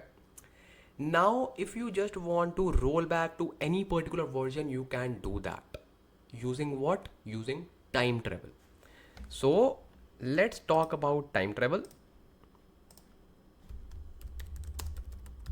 Time travel.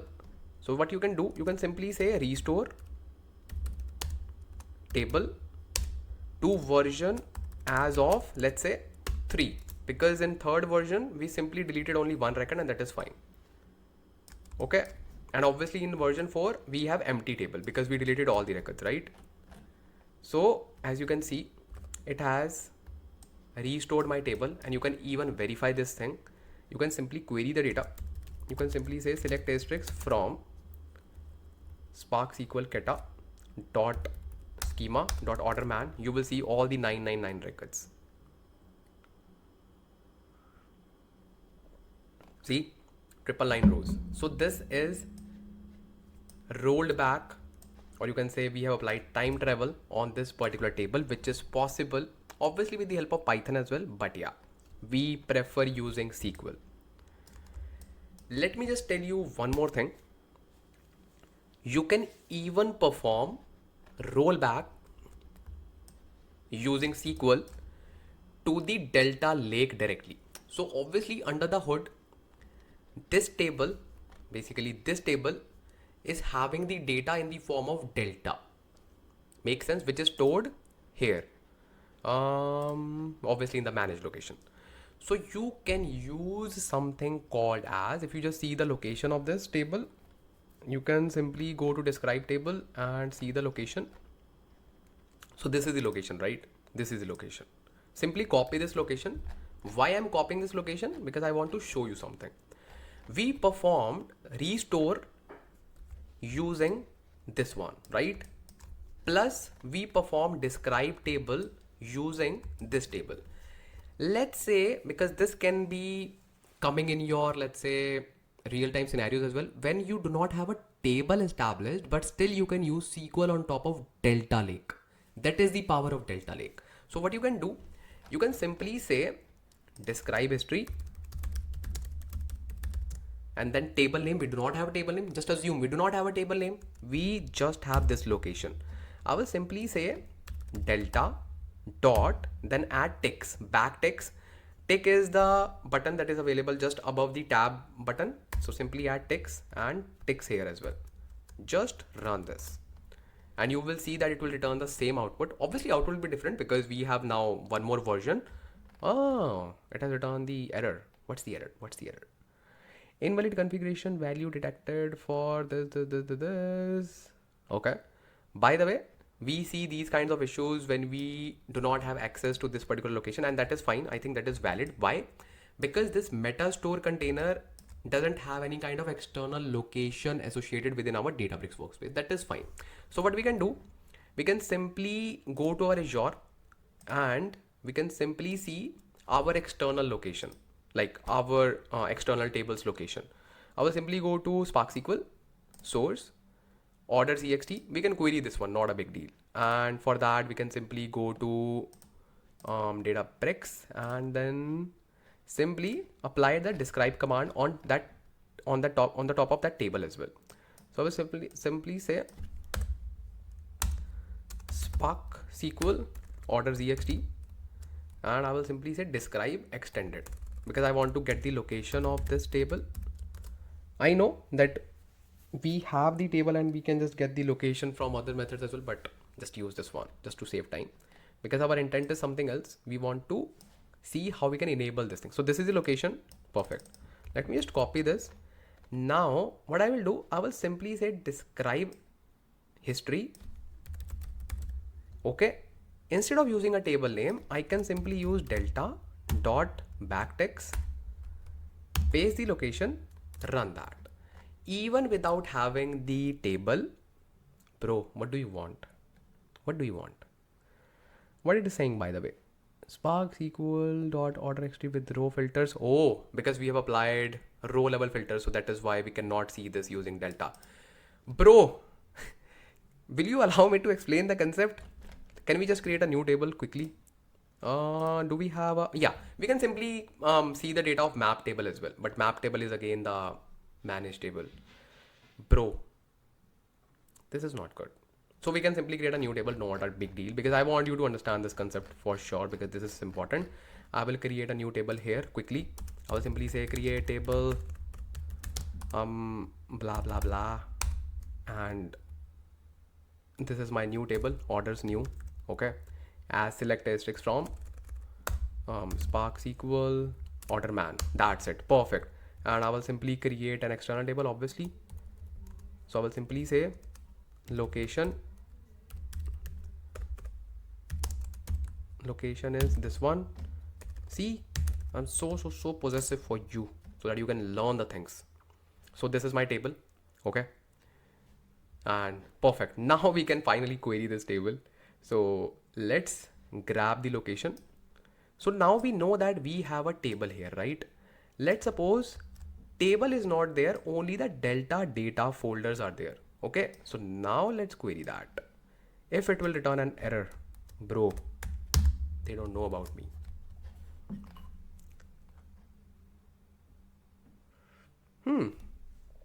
Perfect. So now as you can see, we can get the same kind of outputs using directly the delta lake using SQL. Using this delta particular like delta function. This is the power of delta lake using Spark SQL. You can even restore your table using the same thing, restore, and then obviously you will need a table name. Let's say you are just applying a kind of update command. Let's apply the update command on this table. Update order new. Let's update that. Okay, let's update that. Order new. Perfect. Let's update this table. Perfect. Now just run this command for one more time. You will see one more version. Makes sense? Yeah, makes sense to me as well. But let's say I want to go to the previous version. Same thing. You will simply write restore and then location, which is this one. And you will simply say, by the way, we simply need to write delta dot backtick, then backtick, and then to version as of 0. Let's say I want to just go back to the 0th version. So we can simply do that. And if we will simply query the data, we will not see any kind of updates because this is done. See? So this is the power of Spark SQL when we combine it with our delta table. Like I know delta lake is complete topic in itself, and obviously there are like so many things to cover in delta lake, like optimization, partitions, and all those things. And for delta lake in detail, if you just want to learn delta lake in detail, you can simply go to Ansh Lamba delta lake, or let's say open table format. Yeah, this is the video. You can definitely watch this video if you want to master open table format, which is delta lake. That's why I created this video and I written only 1% knows, and there's a reason behind it, because this is a very limited knowledge. And if you just want to master delta lake, this should be your next video, and this video will tell you everything in the world of delta lake and open table formats, as I just mentioned, because delta lake is a different world in itself, so you need to master that as well. But yeah, I have still given you some of the insights and some of the SQL context in relation to delta table, so that you can actually work with it. Make sense? So this was all about your Spark SQL, or let's say modernized Spark SQL course, and I hope that you learned a lot of things in Spark SQL in context to big data problems, in context to modern data solutions and everything. If you love, obviously you loved this video, just hit the subscribe button and just share this video with others and drop a lovely comment. And just for you, I have just posted this video which is just like coming on your screen. This is the best video for you to master data engineering. This is personalized video for your use case. Simply click on this video and I will see you there.